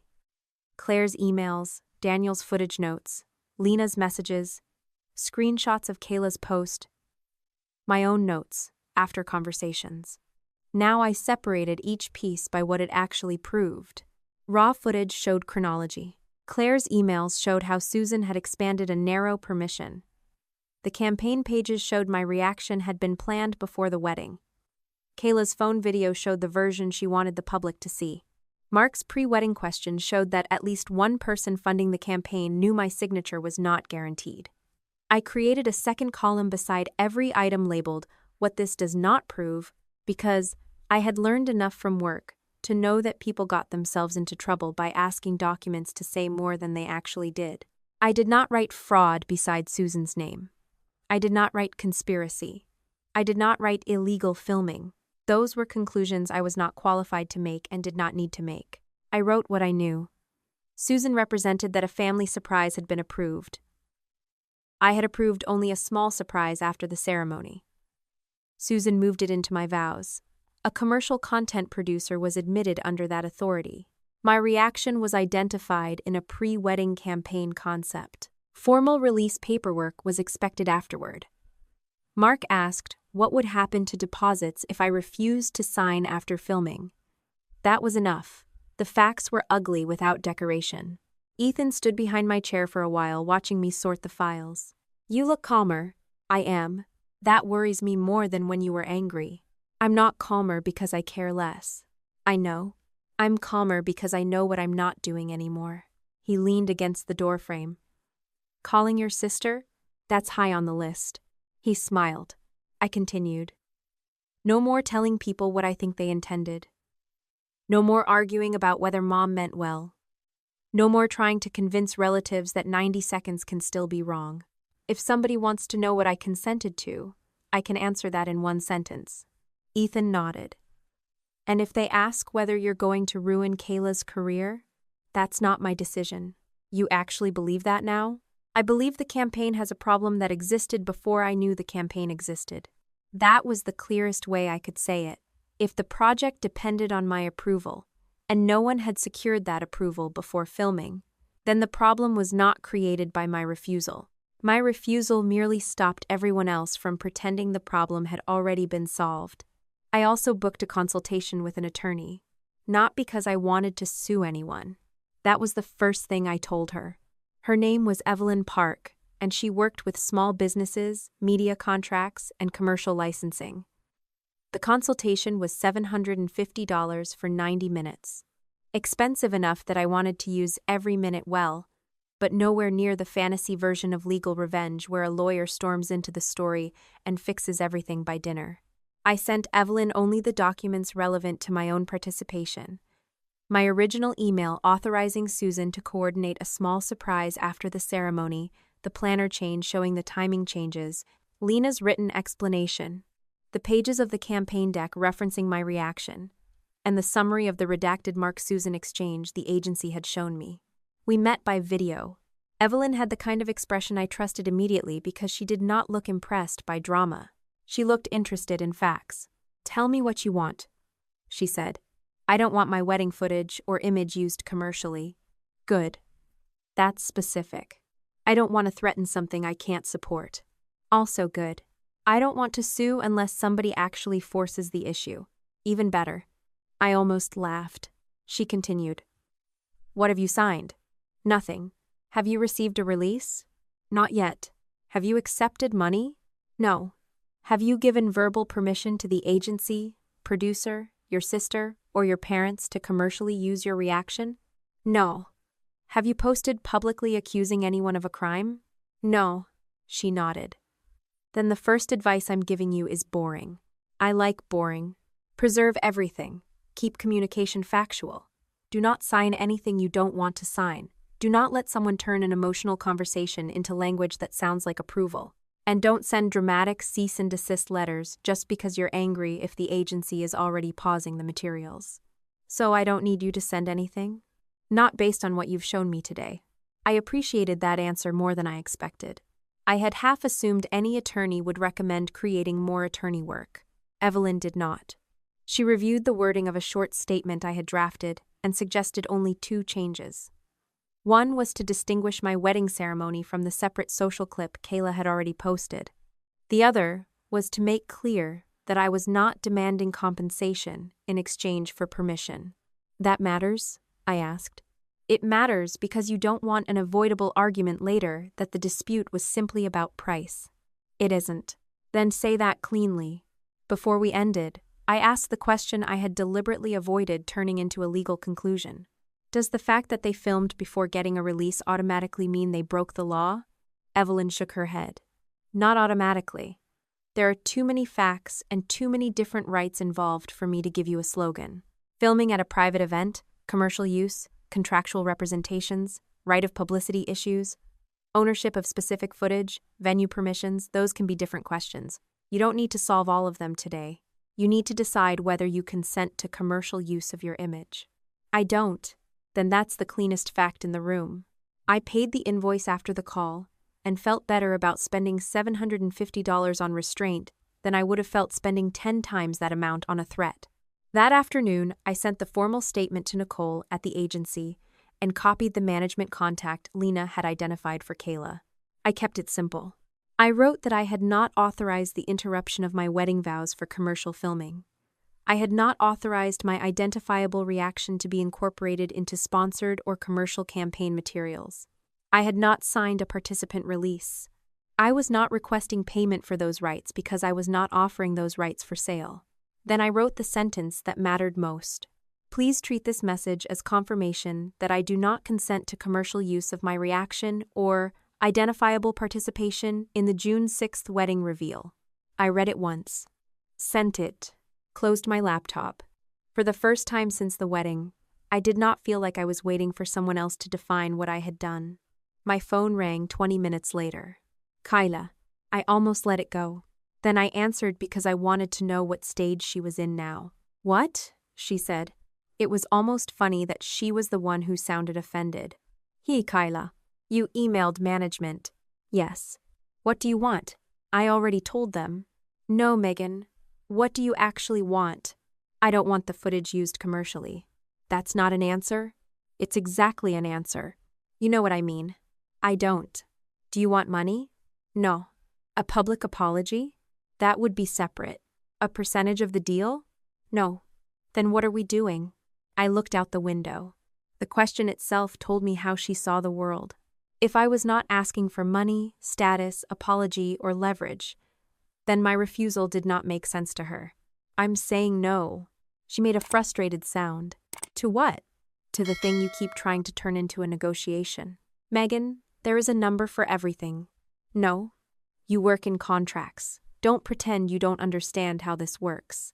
I understand exactly how contracts work. Then give me a number. I don't have one. That's ridiculous. No.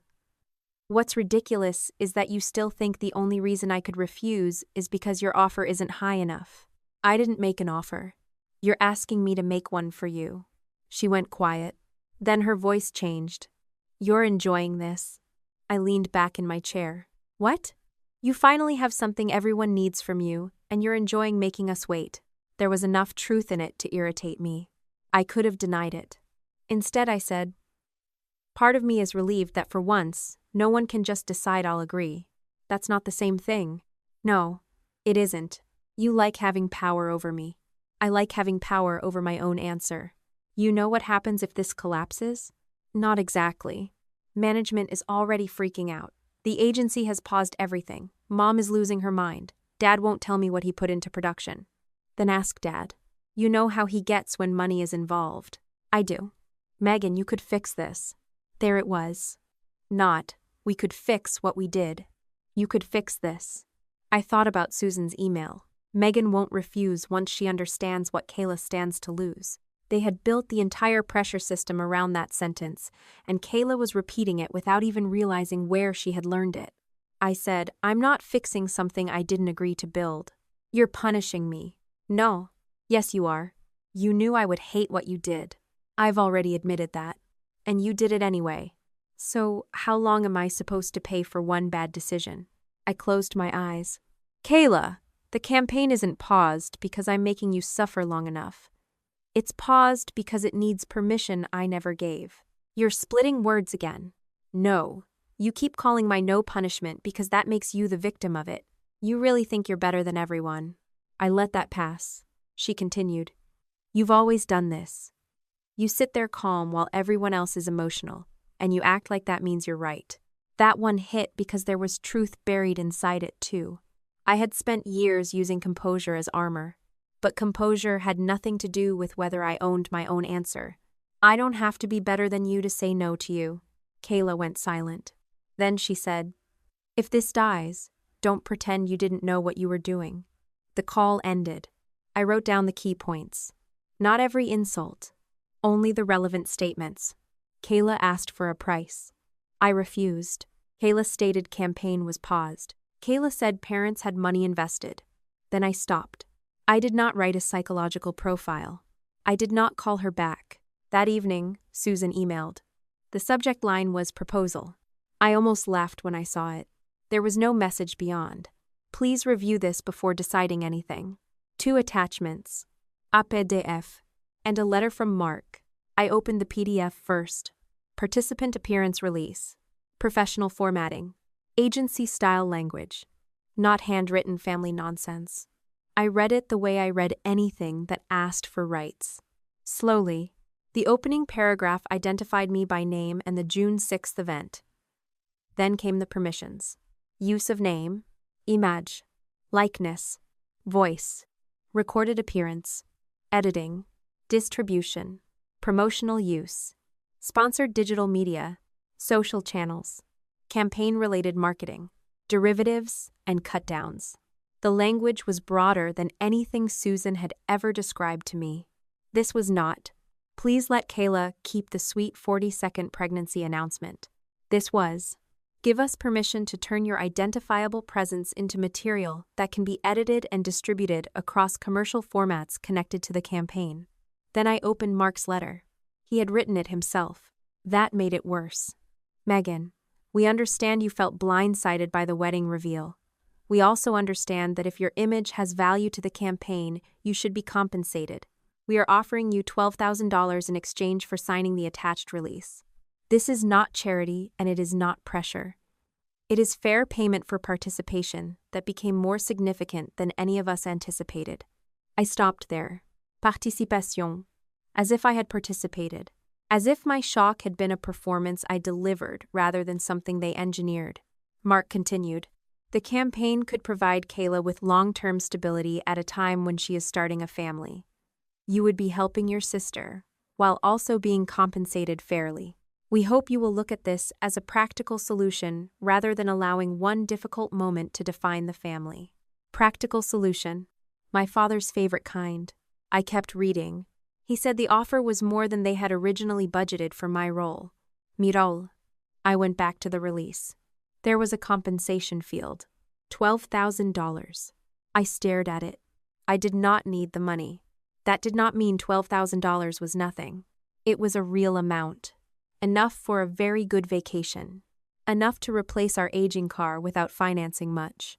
Enough to put into investments and forget for 20 years. Enough to tempt me for reasons I did not like.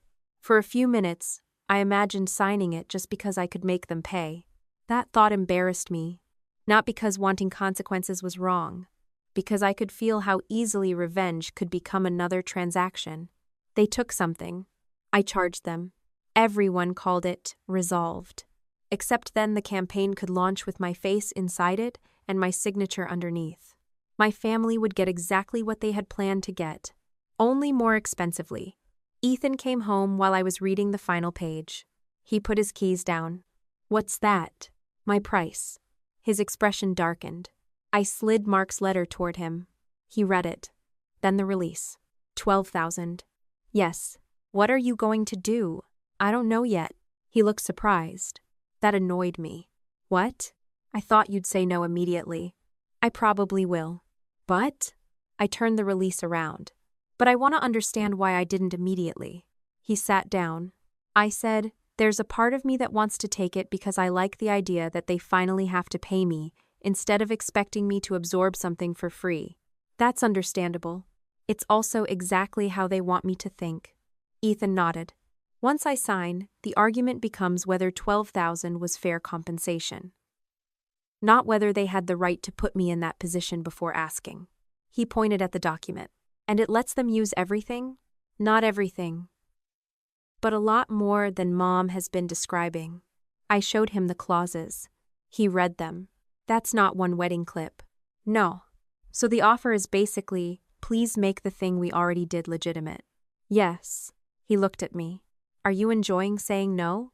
Kayla's accusation came back immediately. I thought about it before answering. A little. Ethan did not flinch.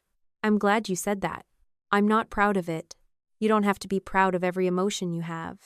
I spent years watching Kayla get rescued from every bad decision. Part of me wants to see what happens when nobody rescues her. That's different from hurting her. I know. Do you? I looked at the release again. Yes, and I want to keep knowing the difference. The next morning, I sent Susan one line. I received the release and will review it. She responded, thank you. Mark wrote, please don't take too long, there are deadlines. I did not answer. At 11:14, Nicole called. Her tone was more formal than usual. We've completed enough of the preliminary rights review to make a temporary project decision. I opened my notes. What decision? The agency is freezing the proposed campaign in its current form. Meaning? No sponsored deliverable tied to the planned family-centered concept will move forward while the participation issue remains unresolved. Does that mean the campaign is canceled? Not at this stage. So paused. Correct. What happens to Kayla's separate social content? That remains separate from the sponsored project unless otherwise addressed under her agreements. I appreciated the consistency. Nicole continued. Management has also been advised not to submit new materials involving you unless and until your permission is documented. Okay. Have you received a participant release? I looked at the PDF on my screen. Yes. When? Last night. From whom? My parents. Did you sign it? No. Do you intend to? I haven't responded yet. That is entirely your decision. I just need to document the current status accurately. I asked. Was this release drafted by the agency? There was a pause. It appears to be based on a standard project template distributed earlier in production. Earlier? How much earlier? I would need to confirm which version you received. I looked at the file properties. There was a creation date embedded in the PDF package, though I knew metadata could reflect templates and revisions rather than final intent. Still, I noted it. Nicole said the agency would send a written confirmation of the freeze and ended the call. Within an hour, Kayla texted. They froze everything. I did not respond. A second message came. Do you understand what you're doing? Then a third. Mom and Dad lose more money than you know if this dies. I looked at the words. For once, I did not feel the automatic need to soften the situation for her. I typed, how much? The typing bubble appeared almost immediately. I don't know. Dad won't tell me. I set the phone down. Then I reopened the release Susan and Mark had sent me. Not because I was reconsidering the $12,000. Because Nicole's comment about the template bothered me. I checked the properties. The version I received had been generated after the wedding. That made sense. But inside the PDF packet was a workflow page Mark had apparently forgotten to remove before forwarding it. A small internal note referenced the participant release sequence. Bride release obtained post-event. I stared at the line. Below it was an earlier template reference date. June 4th, 2 days before the wedding. 2 days before my mother stood in front of me and acted as though what happened had been nothing more than an impulsive family moment. 2 days before my father told me to smile. 2 days before they told me it was only 90 seconds. They had already planned the paperwork that would come after. The release in my hands was not their attempt to solve the damage. It was the step they had always expected to take once the damage was done. Kayla called me after 11 that night. I almost ignored it. The campaign had been frozen for less than a day, and every conversation with her since the wedding had ended with one of us angrier than before. But something about the time made me answer. Kayla was the kind of person who texted when she was furious and called when she was scared. For a few seconds, neither of us said anything. Then she said, I don't know what I'm supposed to do if this disappears. Her voice sounded different. No sharpness. No accusation. Just fatigue. I leaned back against the headboard. Ethan was asleep beside me. One hand tucked under the pillow. What do you mean? You know what I mean. The campaign? Yes. I could hear traffic faintly through her phone. She was probably sitting near her apartment window. Management called again, she said. They said everything is still under review, but nobody wants to schedule anything until the rights issue is settled. Mom keeps telling me not to panic. Dad keeps telling me he's handling the money. Neither of them will tell me what that actually means. I said nothing. Kayla exhaled. I thought this was going to fix things. What things? My numbers, the brand deals, all of it. That was the most honest she had been with me since the wedding. She continued. I've lost almost half my engagement in the last year. Sponsors want people who look newer, younger, more interesting. Every month there's another girl doing exactly what I do, only better. Then I got pregnant, and suddenly management was excited again. They said motherhood could open a whole new category. You believed them, wouldn't you? If it were my job, probably. She laughed once without humor. At least you admit that. I never said wanting the campaign was wrong. No, just everything I did to get it. That part was wrong. Silence again. Then Kayla said, Do you remember when I had that interview at the hotel group after college? The question surprised me. Yes. I almost didn't go. You called me from the parking garage. You drove 20 minutes to sit with me. Because you were having a panic attack. I wasn't having a panic attack. You were crying into a paper bag. Fine. I smiled despite myself. For a moment I could see her at 22, mascara smudged under her eyes, convinced one bad interview would prove she was useless.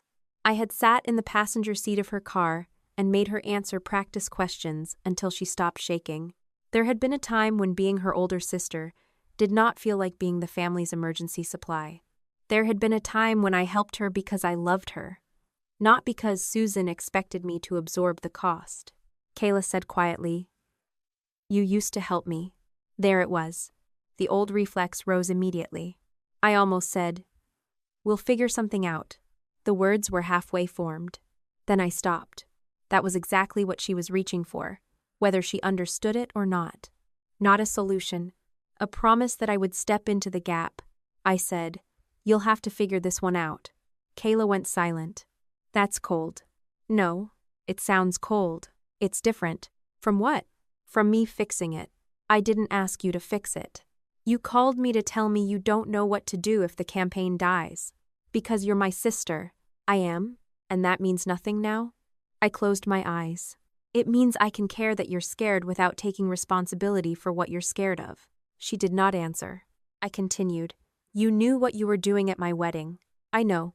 You knew I wouldn't like it. I know. You still did it. I know. Then you don't get to ask me to make the consequence disappear just because it finally reached you. Her voice tightened. I said I didn't ask you to fix it. Then I'm listening. That stopped her. For the first time in years, I offered Kayla sympathy without attaching rescue to it. It felt cruel for about 10 seconds. Then it felt honest. 2 days later, Kayla sent me 6 screenshots. No explanation. Just image. The first was a slide from a campaign planning document. Then another. Then another. Pregnancy update series. Nursery reveal. Grandparents preparing for baby. Baby shower content. Postpartum homecoming. First family visit. The language was polished and optimistic, but I recognized the structure immediately. Content beats. Production possibilities. Future deliverables. I called her. She answered before the second ring. Where did you get these? Management sent me everything. Everything? The full future content package. They removed Mom from the email chain yesterday and told me I need to personally approve every family-facing concept from now on. He sat down at my desk. Why? Because they're reviewing what she told them. What did she tell them? That we were open to family-centered content after the pregnancy reveal. Were you? To some of it. Which parts? I said I liked the idea of pregnancy updates. I said maybe a nursery reveal. That's it. I opened the screenshot labeled Postpartum Homecoming. It proposed footage of Kayla returning home with the baby, Susan and Mark arriving, close family reactions, and a raw early motherhood angle. You didn't approve this? No. The baby shower? No. Grandparents' content? I said Mom and Dad would probably want to be involved. That's not the same thing as agreeing to a series. No, it isn't. I never even discussed postpartum filming. I heard anger rising in her voice. What exactly did Mom say? Management showed me notes. She called them family possibilities. She said everyone was excited about building a longer story around the baby. Everyone? That's the word. I looked at the screenshots again. For the first time since the wedding, Kayla sounded less like the golden child and more like someone realizing that being favored did not mean being respected. She said, "Did you know about any of this?" "No." "Did the agency show you?" "No. They only showed me pages directly related to me." Good. That single word told me she had started to understand the difference between access and entitlement. I asked, "Why did you send these to me?" "Because I wanted you to see what she did." I waited. Kayla said, "She did it to me too." I closed my eyes. "No." "What?" "No, Kayla, don't do that." "Do what?" "Make us equal now because Mom crossed one of your boundaries." Her voice hardened. "I'm not saying we're equal. You knew I would hate what you did." "I've said that." "Then say it clearly." She went quiet. I did not rescue her from that silence either. Finally, she said, "I knew you'd hate it. I thought you'd get over it." The words were worse than an excuse. Because they were honest. I leaned back in my chair. "Thank you." "For what?" "For finally saying it right." "I'm not proud of it." "You shouldn't be." "That's harsh." "It's true. I thought 1 minute wouldn't matter compared to the rest of your wedding." "I know. I thought if the campaign worked, you'd understand." "I know. I thought Mom had talked to you more than she actually had." "That part I believe." Kayla inhalet. "But I didn't ask you." "No. And I should have." "Yes." There was no dramatic apology. No crying. No sudden reconciliation. Just a truth that should have existed before June 6th. Kayla said, "I'm furious at her." "You can be." "You're not?" "I already am." She told them things about the baby that I never agreed to. "I know." "You don't sound surprised." "I'm not. That's not fair." "No, it isn't." She heard the double meaning. Her voice dropped. "So what now? For you?" "Yes. You decide what you approve." "That's it?" "That's the whole point." She gave a bitter laugh. "You make it sound easy." "It isn't." "No, I mean you really think I can just say no to Mom?" "Yes." "You know what she'll do?" "Yes." "She'll say I'm throwing away opportunities." "Yes." "She'll tell Dad I'm panicking." "Yes." "She'll say she put all this money into me." "Yes." Kayla went quiet. Then she said, "How did you get so good at that?" "At what?" "Saying no." I almost laughed. "I'm not good at it. Look at where we are." That was the truth. The difference was not that I had suddenly become fearless. The difference was that I had finally seen what happened when I delayed the boundary until after everyone else had spent it. The next day, Kayla forwarded me an email from management. This time, she included the full message she had received, not just screenshots. It stated that, effective immediately, all future family content approvals had to come directly from Kayla and the authorized management representative. Susan was no longer to communicate approvals, permissions, or participation on behalf of Kayla, the baby, Megan, Ethan, or any other family member. The wording was dry. The consequence was not. Susan had lost the role she valued most. Not mother, gatekeeper, interpreter. The person who told everyone what the family would agree to before the family had spoken. Kayla called me again after she received it. "Mom is losing it." "What did she say?" "That you poisoned management against her." "I haven't spoken to management about her role in your future content." "I told her that." "Did she believe you?" "No." "Then why are we having this conversation?" Kayla Sahil. "Because she said this is all because you started digging." "That part is true. You know what I mean." "I do." She hesitated. "I told her I wanted her out of the campaign communication." That surprised me. "You did?" "Yes." "Why?" "Because she promised things I didn't approve." I waited, Kayla said. "And because I finally understand why you kept asking who gave her permission." For a moment, neither of us spoke. Then I said, "Understanding it now doesn't erase what you did." "I know. You keep saying that." "Because I do know." We'll see. That hurt her. I could hear it. But trust was not something I was going to hand back because Kayla had finally encountered the same boundary problem from the other side. Later that afternoon, Susan called. I did not answer. She texted, "What exactly did you tell Kayla's management?" I replied, "Nothing about her future content approvals. Kayla handled that herself." Susan responded, "Don't play games with me. None of this would be happening if you hadn't escalated the wedding." I stared at the message. Then I put the phone down. I did not explain. I did not defend. I did not remind her of the run of show, the release, Mark's email, or the campaign deck. She already knew. That was another lesson I had learned. Sometimes explanations were not for understanding. They were simply opportunities for the other person to reopen the negotiation. 2 days later, Nicole emailed asking to schedule a final rights review meeting for the following week. She said agency compliance had reached the point where they needed clarification from the parties who had represented the wedding sequence as approved. Susan. Mark. The meeting would include Kayla's management. Ethan could attend with me if I wanted. The main question, Nicole wrote, concerned one contradiction in the pre-wedding record. I already knew which one. If everyone believed I had approved participation before June 6th, why had my father asked what would happen if I refused to sign after filming? I forwarded the meeting notice to Ethan. Then I sat for a long time with the email open. For weeks, my family had tried to make the dispute about my reaction. Too angry, too formal, too unforgiving, too willing to hurt a pregnant sister. But the agency was not asking how I felt. They were asking about chronology. And chronology had no interest in protecting anyone's feelings. My parents had claimed approval existed. Then, before the wedding, my father had asked what refusal would cost afterward. Both things could not be true in the way they needed them to be. For the first time since the banner dropped, Susan and Mark were going to have to explain that contradiction to people they could not guilt into calling me the strong one. The campaign officially died 3 days before the final rights review meeting. Nicole called me just after 9 in the morning and told me the agency and sponsor had decided not to move forward with the family-centered pregnancy relaunch in its planned form. She was careful with the wording. No accusation, no dramatic declaration that anyone had broken the law.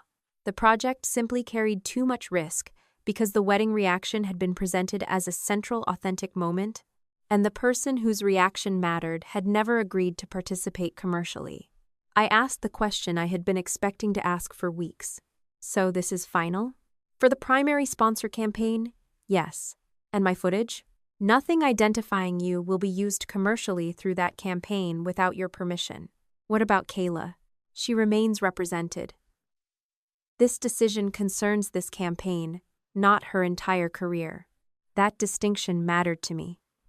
I did not want to hear that Kayla had been blacklisted from the industry because of one terrible decision. I wanted consequences that belonged to what she had actually done. Nicole continued.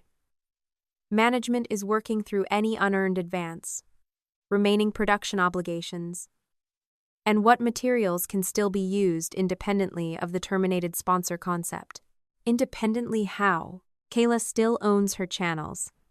Some footage and production work may have secondary value depending on rights.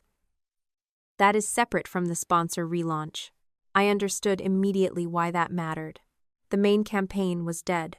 That did not mean every camera file, consultant hour, production asset, and planned social package became worthless at the same moment. It also meant my signature might still have value. I thanked Nicole and ended the call. Then I sat at the kitchen table and waited for the guilt. It came 12 minutes later. Mark called. I let it ring once before answering. What did you do? No, hello. No pretensi. The sponsor terminated the campaign. I know. Did you ask them to? No. Don't play with me. I answered their questions. And now months of work are gone. It wasn't months. That's not the point. What is the point? The point is that this is real money now. I almost laughed, because money had been real to him before any of the rest of us were allowed to know how much. How much? He went quiet. We already discussed this. We discussed what you committed. I'm asking what the loss is now. Another pause. Then he said, about 18,000? In non-recoverable costs, probably. Probably. Mark hated uncertain numbers. That told me he had spent the last several days calculating them. What's included? Production retainer, consultant fees, event setup, some pre-production work. There are other expenses that may be reusable. And the 60,000 you put into Kayla over the last 2 years? That's separate. Is it? Yes. Because you were expecting this campaign to make that investment feel worth it. Mark's tone hardened. You keep using that word. Investment? Like helping your sister with some kind of stock position. You told me yourself this campaign was supposed to recover what you'd already put into her business. I said it could stabilize her. And help you stop funding it. That too. Then call it whatever makes you feel better. He exhaled sharply. You have no idea what 18,000 means when you're this close to retirement. I looked across the kitchen at the spreadsheet I had made after our last conversation. Susan and Mark were not poor. They were not about to lose their house. They had retirement accounts, savings, and a paid-down suburban home. But they had also spent more freely in the last 2 years because Mark kept telling himself Kayla's business was always one successful launch away from supporting itself. Does it delay your retirement? Yes. How long? Probably a year. That was painful. It was also not ruin. You took that risk. No, Megan. We took that risk because we believed the family would cooperate. I felt something cold settle into place. That sentence is exactly the problem. What? You're still calling my consent cooperation. Because this did not have to become a war. It didn't. You could end most of this today. How? You know how. By signing. Yes. Then nothing has changed. Mark went quiet. Finally he said, I'm trying to stop everyone from taking a loss. No, you're trying to make my yes absorb the loss you created. That's a very convenient way to look at it. It's also chronological. He hung up first. 2 hours later, Kayla called. She sounded tired rather than furious.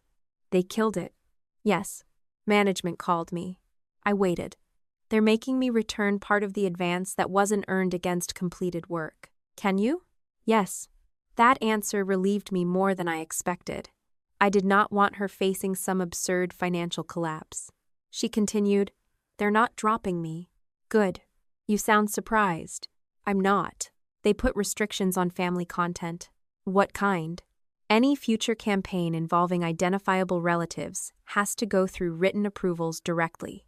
Mom can't represent anyone. Management has to see the releases before production. That sounds sensible. It sounds humiliating. It can be both.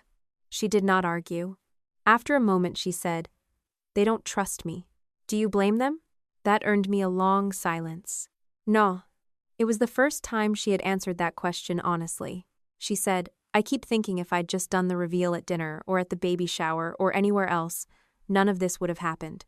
That isn't the lesson. What is? Ask people before you build plans around them. She sighed. Right. Then she said something I had not expected. I told Mom not to contact management anymore. I know. She keeps saying you've turned me against her. Have I? No. Another pause. She did that herself. I did not reward the sentence with some dramatic declaration that Kayla had finally seen the truth. She was beginning to see one part of it. That was enough.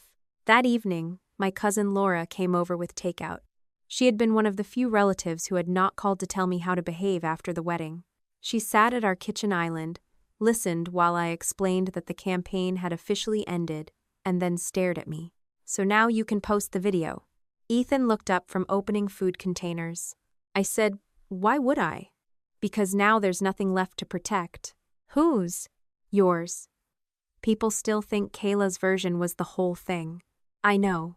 Laura leaned forward. Megan, your mother has told half the family that you destroyed your pregnant sister's career because you couldn't handle one surprise. You have the real footage. Put it up. I looked at Ethan. A week earlier, he probably would have agreed immediately. This time he said nothing. I opened Daniel's raw ceremony file on my laptop. Laura watched the screen with me. My vows. Kayla walking forward. The ultrasound. The curtain. Susan clapping. Mark leaning toward me, my own voice telling Claire not to move anything. There was no clever edit needed. The truth was ugly enough. I imagined posting it with one sentence. This is what actually happened. The fantasy was powerful. Susan's family email would collapse instantly. Kayla's selective social clip would look exactly as selective as it was. Every person who had told me to be understanding would suddenly understand something else. Then, I imagined what came next. Thousands of strangers finding Kayla's page. People analyzing Susan's face. People looking for Mark's employer. People calling Kayla names because she was pregnant and selfish. People deciding what punishment felt satisfying without knowing any of us. I closed the laptop. Laura frowned. That's it? That's it. You're seriously not posting? No. Why? Because I want consequences. I don't want strangers deciding how much punishment is enough. Laura looked unconvinced. They lied about you. I know. And you're just letting them? No.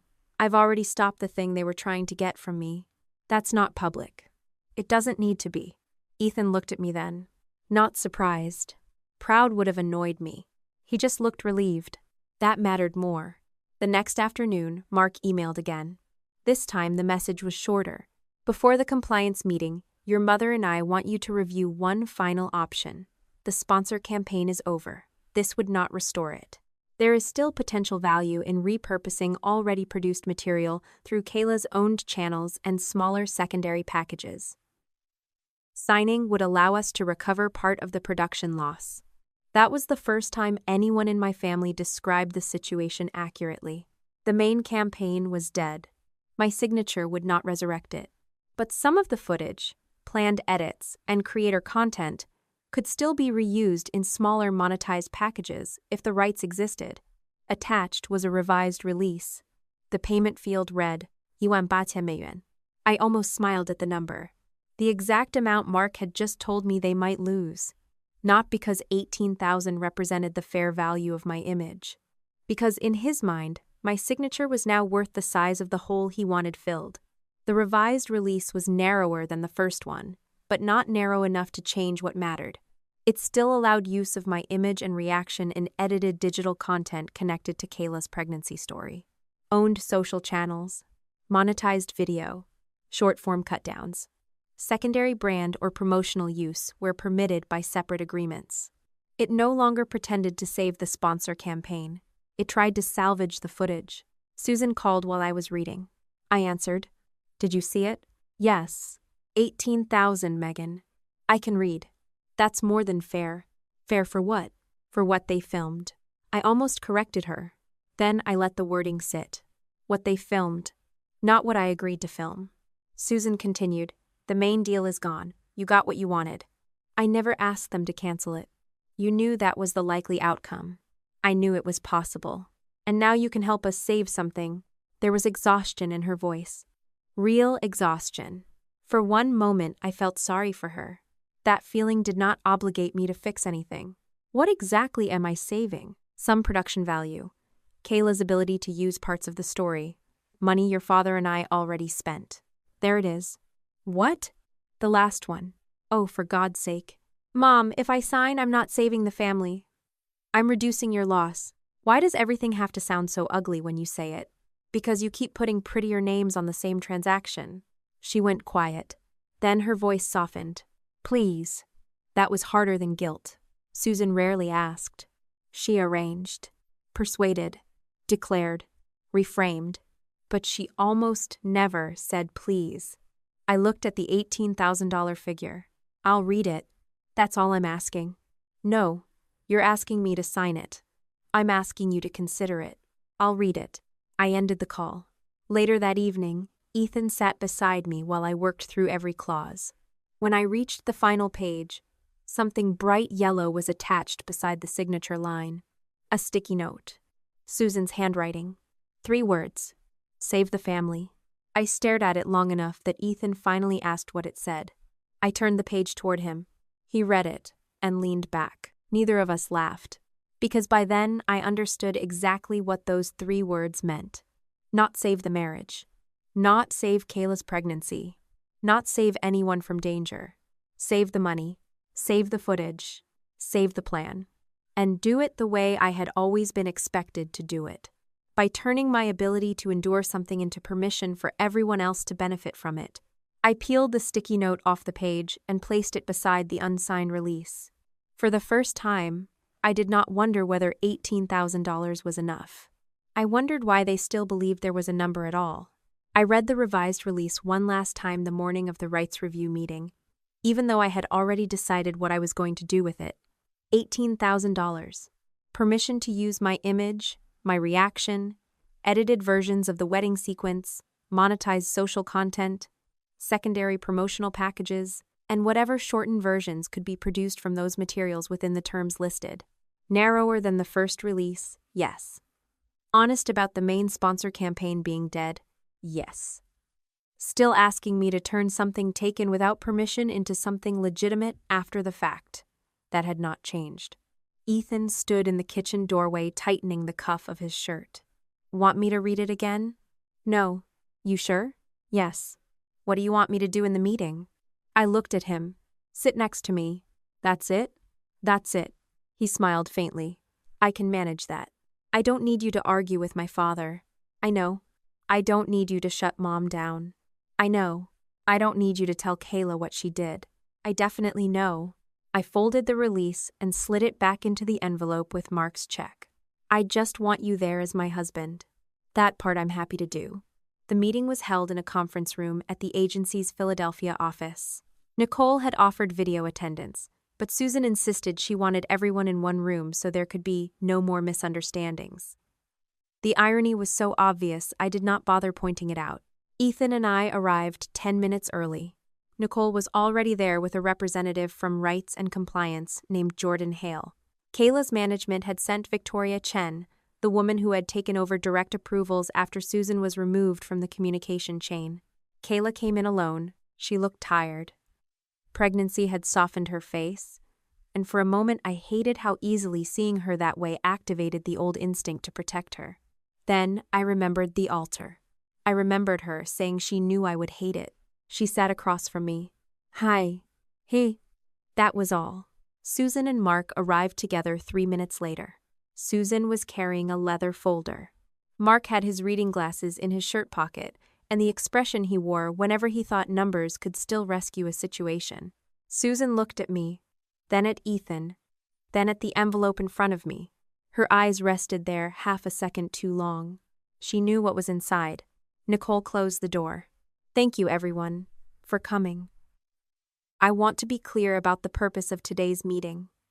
The primary sponsor campaign has already been terminated. That decision is not being reconsidered today. Susan opened her mouth. Nicole raised one hand. I'd like to finish first. Susan leaned back. Nicole continued. Today is about closing the remaining rights issue around the June 6th wedding footage, documenting how permission was represented before filming, and clarifying what material, if any, can be used going forward. Mark nodded. That's exactly why we're here. Nicole looked at me. Miss Reed, have you signed either version of the participant release? No. Have you accepted payment? No. Do you currently authorize commercial use of your identifiable reaction or participation in the wedding reveal? No. Susan shifted in her chair. Megan, that makes it sound like... Nicole turned toward her. Mrs. Foster, you'll have time to respond. Susan's jaw tightened. I felt Ethan's hand rest lightly against the side of my chair. Not on me. Just close. Jordan opened a file. We're going to walk through the chronology as it relates to permission. This is not a court proceeding. We are not determining criminal liability. And we are not issuing a legal judgment about every aspect of the event. We are documenting what the agency relied on and why that reliance became a problem. That framing mattered. No courtroom fantasy. No dramatic verdict. Just people comparing what had been said with what the records showed. Jordan began with the original wedding planning email. My message to Claire appeared on the screen. Mom would like to coordinate a small family toast or surprise after the ceremony. I'm fine with that, as long as it doesn't interfere with the ceremony schedule. Susan looked at the screen. That proves she knew. I said, It proves I approved something after the ceremony. Susan turned to me. You knew there would be a family surprise. Yes. So this whole claim that you were completely blindsided, I was blindsided by my sister interrupting my vows for commercial content. It was still a surprise you knew existed. Victoria spoke for the first time. Those are not the same scope. Susan looked at her. I'm sorry? Victoria remained calm. Knowing a relative is arranging a small family surprise after the ceremony is not the same as authorizing a pregnancy reveal during vows for campaign capture. Susan's face hardened. This was a family moment before it was a campaign. I said nothing.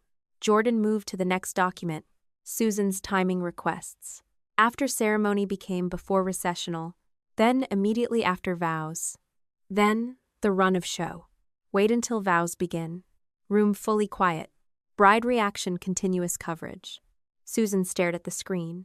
Nicole asked, Mrs. Foster, did you send or approve these timing requests?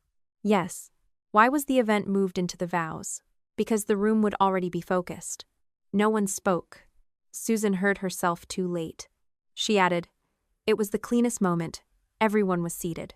Jordan asked, Cleanest for what? For the announcement. For the announcement itself or for filming? Susan's eyes flicked toward Mark. Both. There it was.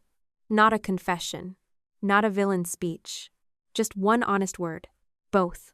Nicole moved to the campaign deck. Only the page involving me appeared. Older sister bride reaction. Authenticity anchor. Unscripted emotional beat. My stomach still tightened when I saw it, but the feeling had changed. The first time I saw that slide, I felt reduced to an object. Now it looked like evidence of their assumption.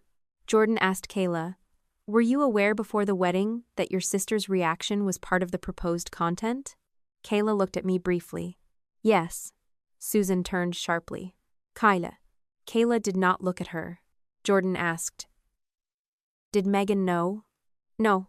Did you ask her? No. Why not? Kayla swallowed. Because Mom said Megan knew there would be a family surprise and that we'd handle the commercial release afterward. Susan said, That is not how I phrased it.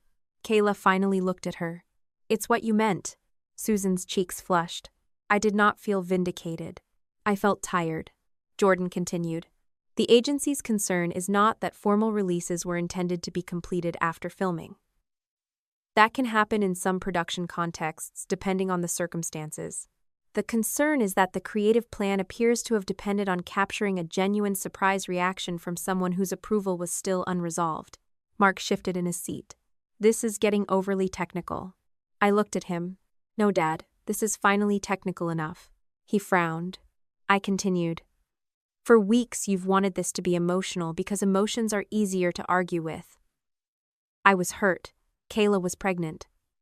Mom was excited. You were worried about money. All of that can be true. It still doesn't change the sequence.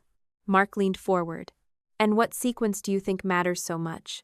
I counted it without looking at my notes. I approved a small family surprise after the ceremony. Mom moved it into my vows. A commercial producer was brought in. The campaign deck described my reaction before the wedding. Nobody asked me to participate commercially. Dad asked what would happen if I refused to sign after filming. Then, after you filmed me, you offered me money to sign. Mark stared at me. You make it sound calculated. It was scheduled. Susan shook her head. Megan, nobody sat around trying to hurt you. I didn't say you did. Then why are you acting like we planned some attack? Because hurting me didn't have to be the goal for you to decide it was acceptable. That silenced her. For a second, then Susan said, You always do this. You take the worst possible interpretation. I looked at her. No. The worst interpretation would be that you wanted me humiliated. I don't think that anymore. She blinked. I think you wanted Kayla's campaign to work so badly that you decided my humiliation was affordable. No one spoke. Kayla lowered her eyes. Mark picked up his glasses, then put them back down without using them. Finally, he said, We were trying to create value from something that was already happening. I almost laughed. Already happening? Kayla was pregnant. That was already happening. The announcement was going to happen. Not during my vows. It was a family event. My wedding. We're going in circles. No, you are. He turned toward Nicole. This is why we proposed compensation. Whatever mistakes were made in the timing, Megan's image had value. We offered to pay for that value. I reached for the envelope. Mark saw it. His expression softened slightly. For 1 second, he thought I had brought it because I was going to sign. I removed the release, then the check. I placed both on the table. Mark leaned forward.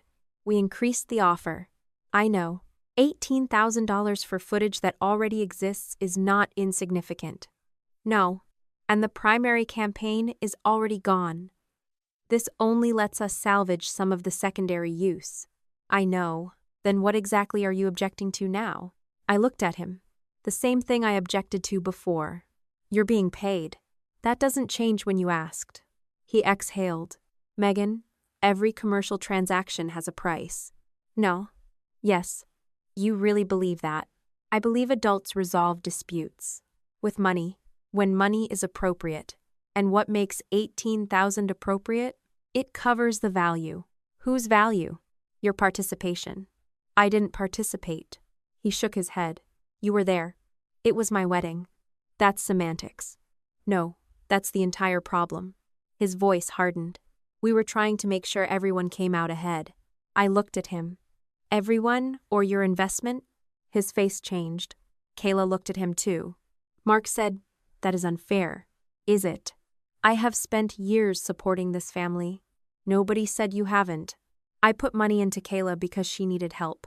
And now you want my signature because you want some of it back. That is not the only reason. It's the reason you asked about deposits before the wedding. Mark leaned back. The room became quiet enough that I could hear the air system click on above us. Susan looked at Kayla. You understand what your father is trying to do, right? Kayla did not answer. Susan continued. This is not just about us. There are people who worked on this. Your business, your future. Kayla looked down at her hands. Then Susan turned back to me. Just tell them we misunderstood each other. I stared at her. She leaned toward me. That's all you have to do. Tell them you knew there would be a family surprise and the timing got out of hand. Tell them nobody deliberately hid a commercial plan from you. We misunderstood each other. That's enough. For 1 second, I was back at the altar. Not because the words were the same. Because the request was, now smile for your sister. Change your face. Make everyone comfortable. Perform the version of the moment they need. Now it was, change the truth. Make the documents easier. Give everyone a sentence they can live with. I looked at Susan. No? Her eyes widened. Megan. No, you can explain it yourselves. I slid the release toward her. Then the check. Unsigned. Susan stared at the signature line. Mark looked at the check as if I had just set fire to it. You're refusing $18,000? I'm refusing the release. This is spite. No. What else could it possibly be? My answer. He laughed once, bitterly. You're willing to let everyone eat the loss just to prove you can say no. That loss was created before I said anything. That's convenient. It's chronological. He looked at Nicole. Is this really how you're going to handle this? One person refuses to cooperate and everyone else pays? Nicole's expression did not change. The campaign was structured around content requiring participation that had not been secured as represented. Mark said, we had approval. Jordan opened another document. This is where that statement becomes difficult. The screen changed. Most of the email was blacked out. One line remained. If Megan refuses to sign after filming, what happens to the deposits already committed? June 2nd. My father's name above it. Mark's face went still. Jordan said, Mr. Foster, this is the issue. Compliance has not been able to reconcile. If Megan's commercial participation had already been approved, why were you asking 4 days before the wedding what would happen if she refused after filming? Mark looked at the screen. It was contingency planning. For a refusal. Yes? From someone you believed had already approved participation? Mark hesitated. We believed she would agree. Nicole said, that is different from saying she had agreed. Susan cut in. She had no reason not to. I looked at her. That sentence was the entire story. Nicole did not react emotionally. She simply wrote something down. Jordan asked. Mrs. Foster, did you have Megan's signed commercial release before June 6th? No. Written commercial approval? No. An email where she agreed to have her reaction filmed for the campaign? No. But you represented to production that family approval existed in principle. Yes. Based on what? Susan looked at me. Based on knowing my daughter. I felt Ethan's hand close around mine under the table. Susan continued. Megan is practical. She understands business. She supports her sister. I knew once everything was explained, she would agree. Jordan nodded. That appears to be the source of the problem. Susan's face tightened. You're making that sound deceptive. I'm saying assumption was treated as approval. No one spoke for several seconds. Then Nicole closed the file. The agency's position is as follows. The terminated sponsor campaign will remain terminated. No identifiable footage of Megan Reed from the June 6th wedding reveal may be used commercially through agency-controlled materials without her express permission. The permission issue and the pre-production representations will remain documented in the project record. Future family participation connected to Kayla Foster will require direct approval through management rather than informal representation by relatives, Victoria added. Kayla's future campaign approvals will continue through management. Susan will not act as a permissions intermediary. Susan looked at Kayla. You agreed to that? Kayla's face was pale. Yes. Susan stared at her. After everything I've done for you? Kayla flinched. I recognized that reaction because I had spent years having it. Victoria continued. Existing financial obligations will be handled under the agreements of the parties who assumed them. Megan is not a party to those production commitments. Mark said, so we just absorb the loss. Nicole answered, the agency is not assigning your private financial obligations today. We're clarifying that Megan's refusal to sign does not transfer them to her. Mark looked at me. I did not look away. For years, my father's greatest weapon had been practicality. If something cost the family less when I absorbed it, then absorbing it became the reasonable choice. But there was no spreadsheet in that room where my boundary appeared as an expense I owed them. The loss stayed where it had been created. Susan gathered the release from the table. She did not pick up the check. Mark did. His movements were controlled, but his face had gone red around the ears. Kayla sat very still. The meeting was almost over when Jordan looked back at the June 2nd email. There is one final question I'd like the project record to reflect. Susan Sahil. What now? Jordan looked at her and Mark. If Megan had already consented, why did your plan require her signature after you had already filmed her? Susan opened her mouth. Mark leaned forward. I knew what would happen next. Susan would explain. Mark would qualify. Kayla would get pulled into the wording. Then someone would look at me and expect me to help translate everybody's intentions into something survivable. I stood. Ethan stood with me. Susan looked up. Megan, sit down. No, we are not finished.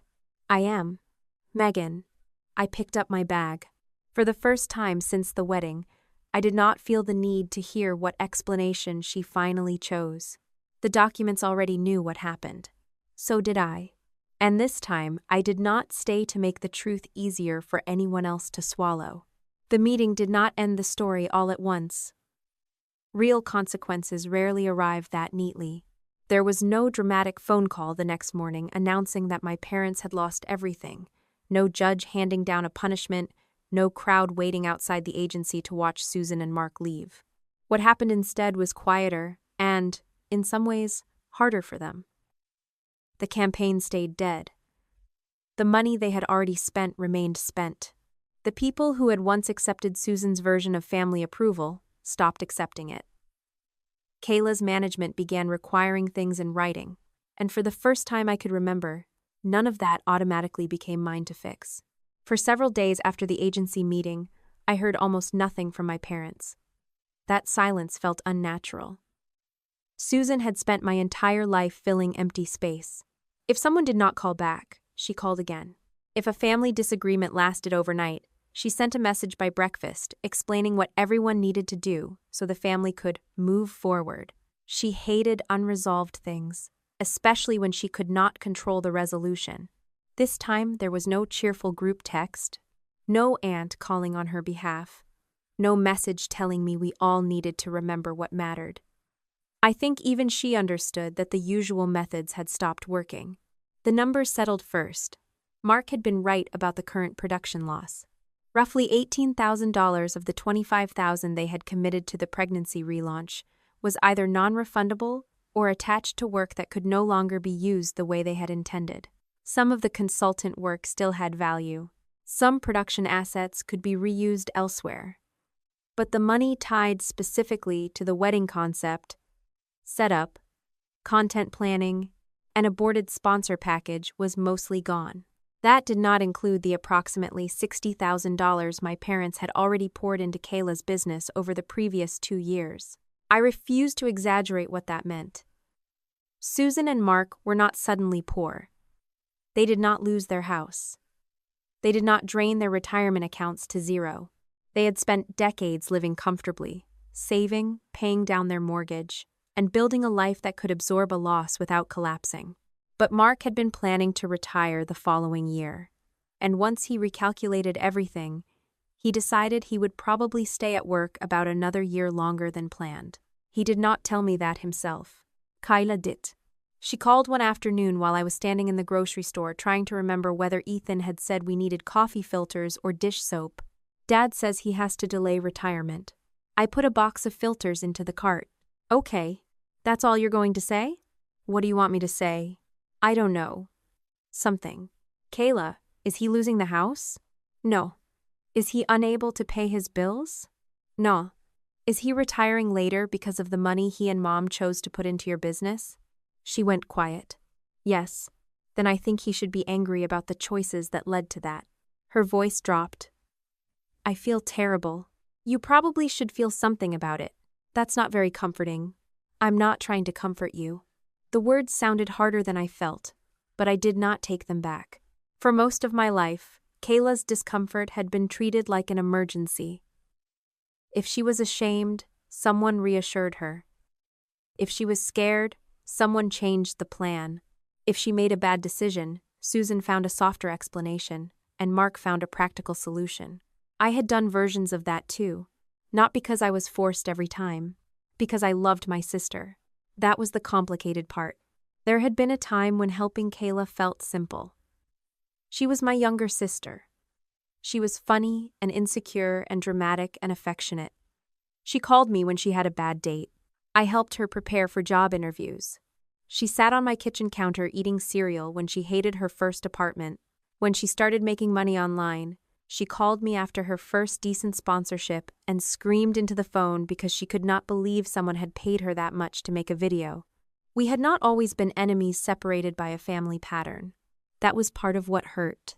But caring about Kayla did not require me to protect her from the emotional consequence of realizing her choices had cost our parents money.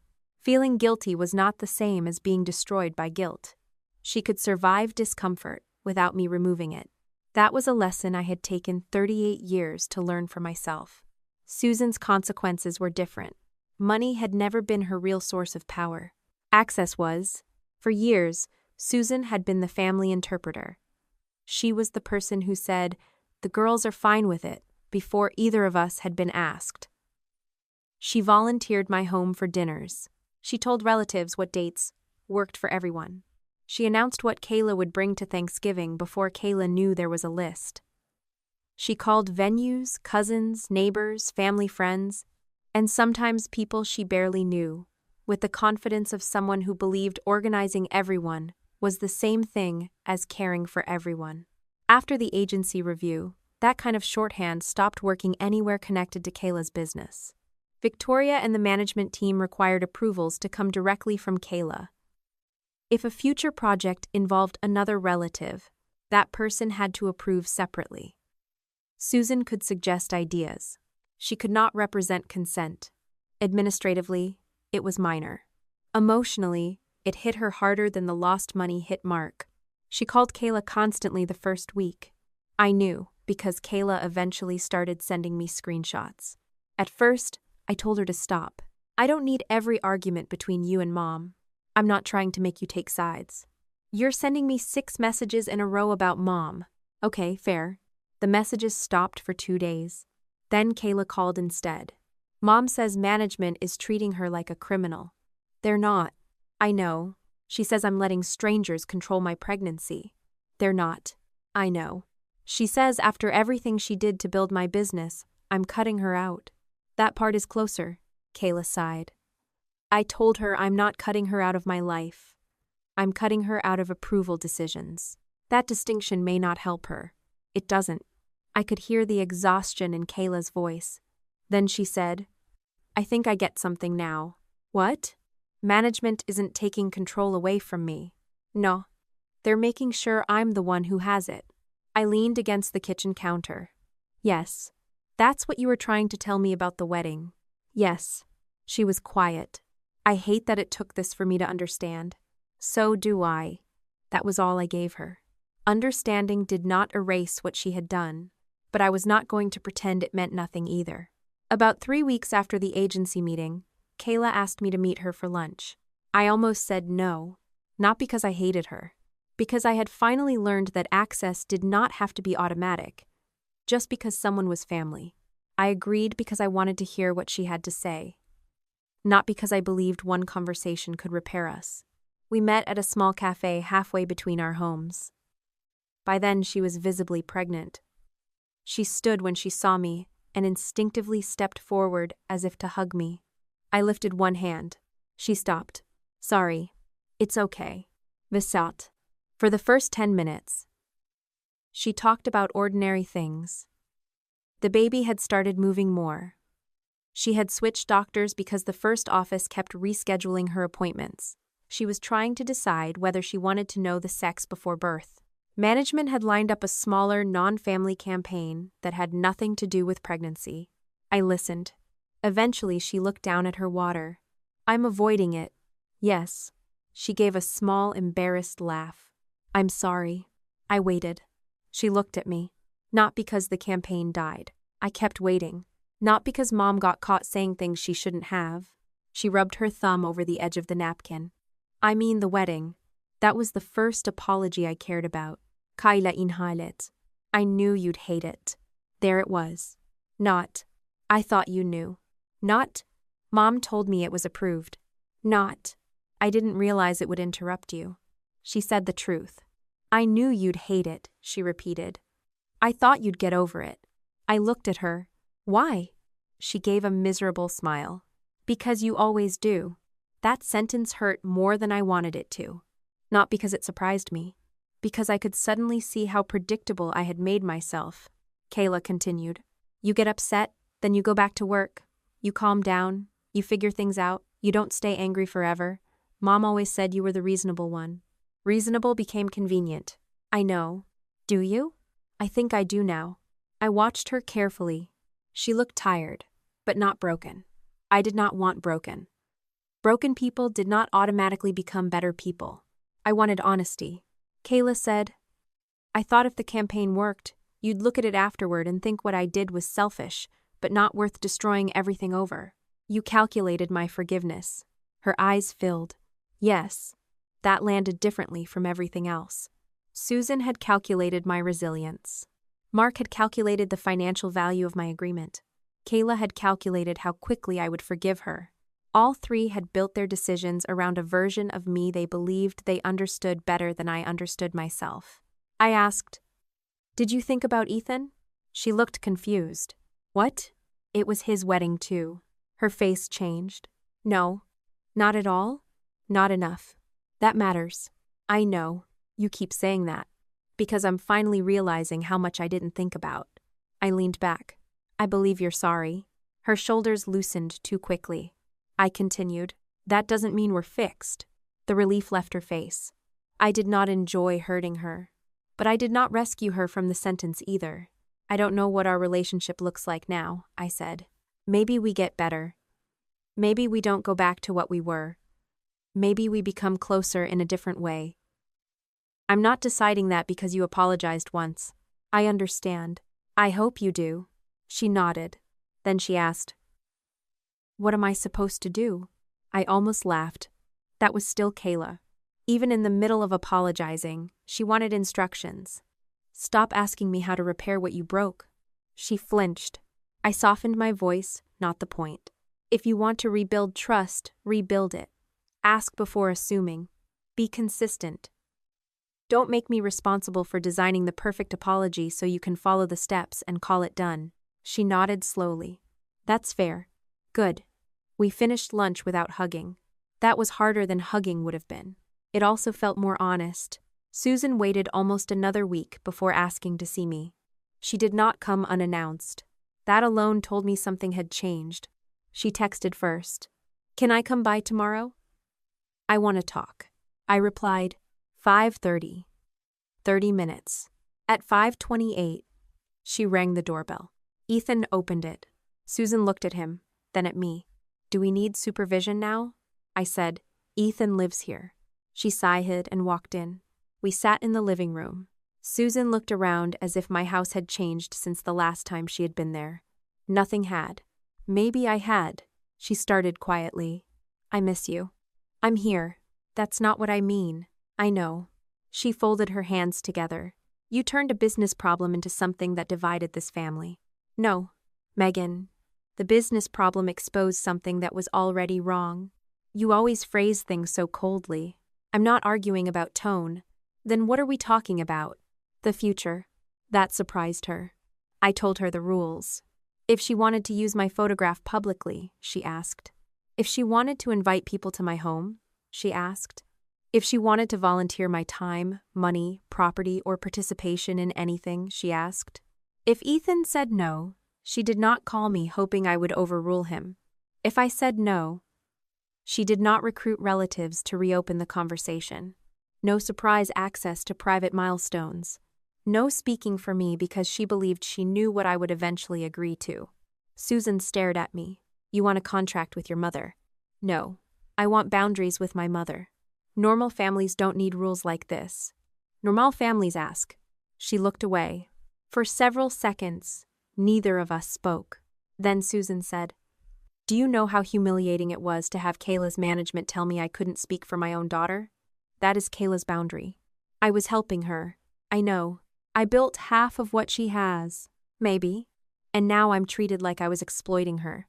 I looked at her. "Were you?" Her face hardened. "That's disgusting.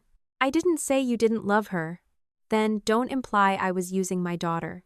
I think you loved being necessary to her." Susan's expression changed. Not guilt. Recognition, maybe. Then anger covered it. "That's not exploitation. Not automatically. I was her mother. You still are. I protected her. Yes. I helped her. Yes. Then what exactly is your point?" "My point is that sometimes you helped her in ways that kept you central." Susan stood. "You've decided I'm some controlling monster." "No. That's exactly what this sounds like. I don't need to decide whether you're a monster to decide what I won't accept anymore." She stared at me. "You are so hard now." That almost made me smile. "Because you knew I'd survive it." Her face changed. I continued. "You taught me how to survive disappointment. You taught me how to function when people needed more from me than they should. I'm keeping that part. I'm just not letting you decide when I have to use it anymore." Susan looked toward the doorway. For a second I thought she might cry. Instead she said, "I can't do this. You don't have to agree tonight. That's not what I mean." "I know." She left before her 30 minutes were up. For several days, I heard nothing from her. The silence felt strange. It also felt peaceful. Then Daniel emailed about the wedding film. The subject line stopped me harder than I expected. Final edit questions. He had finished the main cut. There was one decision he would not make without us. The pregnancy interruption. He wrote that the reveal was part of the recorded ceremony. But because of what happened afterward, he would include or exclude it entirely based on our direction. The complete raw files would remain preserved separately.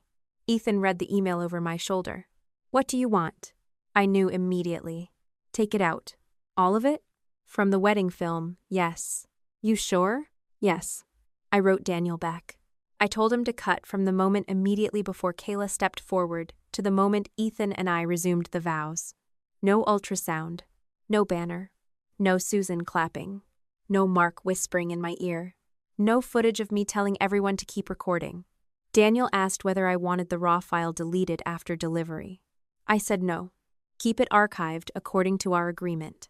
Evidence and memory were not the same thing. I did not need to destroy what happened. I simply did not need to give it permanent residence inside the film Ethan, and I had paid someone to create about our marriage. A week later, Daniel sent the final cut. Ethan and I watched it in our living room with the lights off. The beginning was exactly as I remembered. My best friend fixing the edge of my veil. Ethan's father forgetting which side he was supposed to stand on. The way Ethan looked at me when I came down the aisle. The tiny laugh I made when he almost dropped my ring. Then the vows. I felt my chest tighten when the footage approached the interruption. On screen, I looked down at my card. There was a clean transition. Then I looked back up at Ethan. I continued speaking. That was it. The interruption was gone. Not hidden. Not denied. Removed from the version of our wedding we had chosen to keep. I cried harder watching that edit than I had on the wedding day. Ethan paused the film. You okay? Yes. You want to stop? No. He let it play. By the end I was laughing too. Because the film reminded me of something I had almost forgotten while spending 10 weeks buried in emails and production notes. My family had taken 90 seconds. They had not taken the whole day. The wedding still contained my best friend crying before I walked down the aisle. Ethan's mother hugging me after dinner. His college roommate giving a speech so terrible it somehow became funny. My father-daughter dance, awkward and tense but still mine. The cake Ethan and I chose after trying 7 flavors.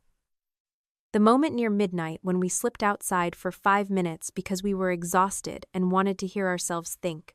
Those things had been there all along. Susan's plan only became enormous because I had been forced to study it. A few days later, Ethan asked if I still had the handwritten vow card. I did. Of course I did. It was in the top drawer of my desk. Cream paper. Bent corner. Faint champagne stain near the bottom. He ran his thumb over the fold. You finished the vows that day. Yes. But you didn't get to read them the way you wanted.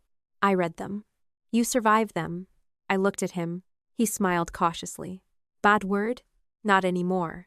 The estate where we married had a small garden room that was rarely booked on weekday afternoons.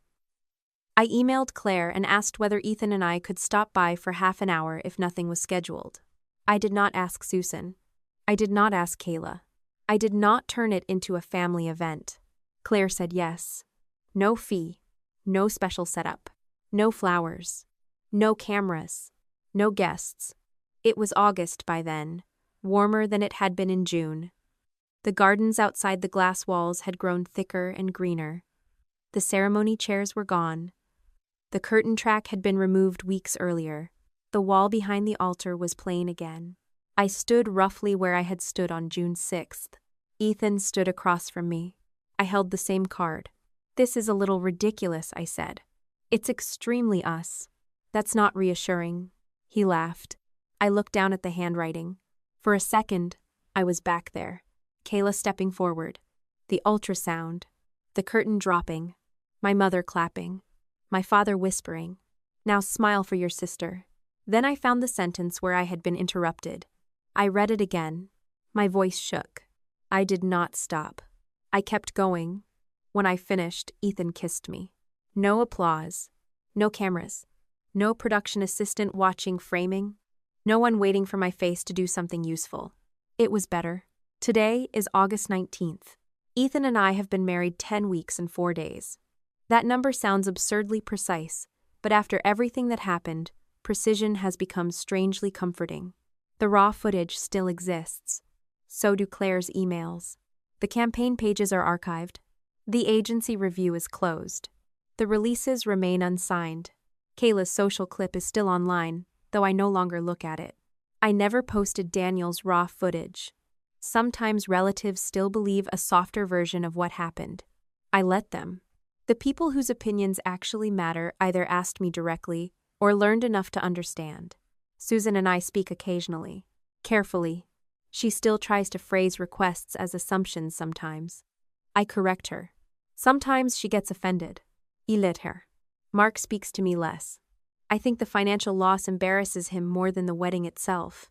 There is something especially difficult for a man who prides himself on being practical about admitting that the least practical thing he did was keep spending money because he assumed somebody else's agreement would eventually appear. Kayla texts more than she calls now. Sometimes I answer immediately. Sometimes I wait. She apologized to Ethan too. He accepted the apology without pretending they were suddenly close. That helped me. We are not fixed. Maybe one day Kayla and I will be close again. Maybe we will become sisters, who love each other more carefully than we did before. I have stopped trying to decide the ending before enough time has passed to earn one. For most of my life, I thought being the strong daughter meant being the person who could take the hit and still function afterward. I thought resilience meant nothing really counted against you if you recovered quickly enough. My family loved that version of me. She was convenient. She did not need much. She changed the date. She paid the larger share. She let people use the house. She understood. She forgave. She moved on. And when somebody told her to smile because somebody else needed the moment more, she was supposed to do that too. I do not hate that version of myself. She got me through a lot. She built a career. She built a life. She became someone who could stay calm under pressure, recognize patterns, and make decisions without collapsing. Those things saved me during this story. But I no longer confuse surviving something with agreeing to it. There are 2 pieces of paper I kept from everything that happened. The first is my vow card. It sits in our wedding box now beside a dried flower from my bouquet, the ribbon from Ethan's boutonniere, and a copy of the dinner menu we somehow ended up taking home. The second is the unsigned release. That stays in a file drawer with the campaign correspondence, the rights review notes, and the emails I hope I never need to look at again. I do not keep those 2 pieces of paper together. One belongs to my marriage. The other belongs to the lesson my family finally forced me to learn. My mother once believed my greatest strength was that I would survive whatever the people I loved asked me to absorb. My father believed practicality would eventually overpower my anger. My sister believed I would get over what she did, because I always had before. They were all right about one thing. I survived it. They were wrong about what survival meant. It did not mean I owed them access. It did not mean my pain had less value because I could function through it. It did not mean my answer belonged to whoever needed it most.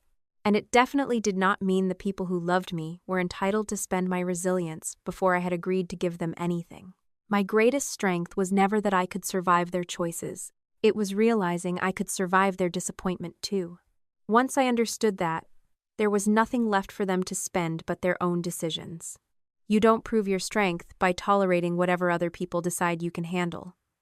If someone needs your time, money, image, home, or support, they still need your permission. A healthy family asks before assuming, respects a no, and accepts the consequences of choices made without you. You can care about someone without rescuing them from every mistake, and you can forgive without restoring trust. Boundaries are not punishment. They are instructions for how people may stay in your life. If this story helped you recognize that difference, subscribe to the channel for more stories about family, choices, and consequences.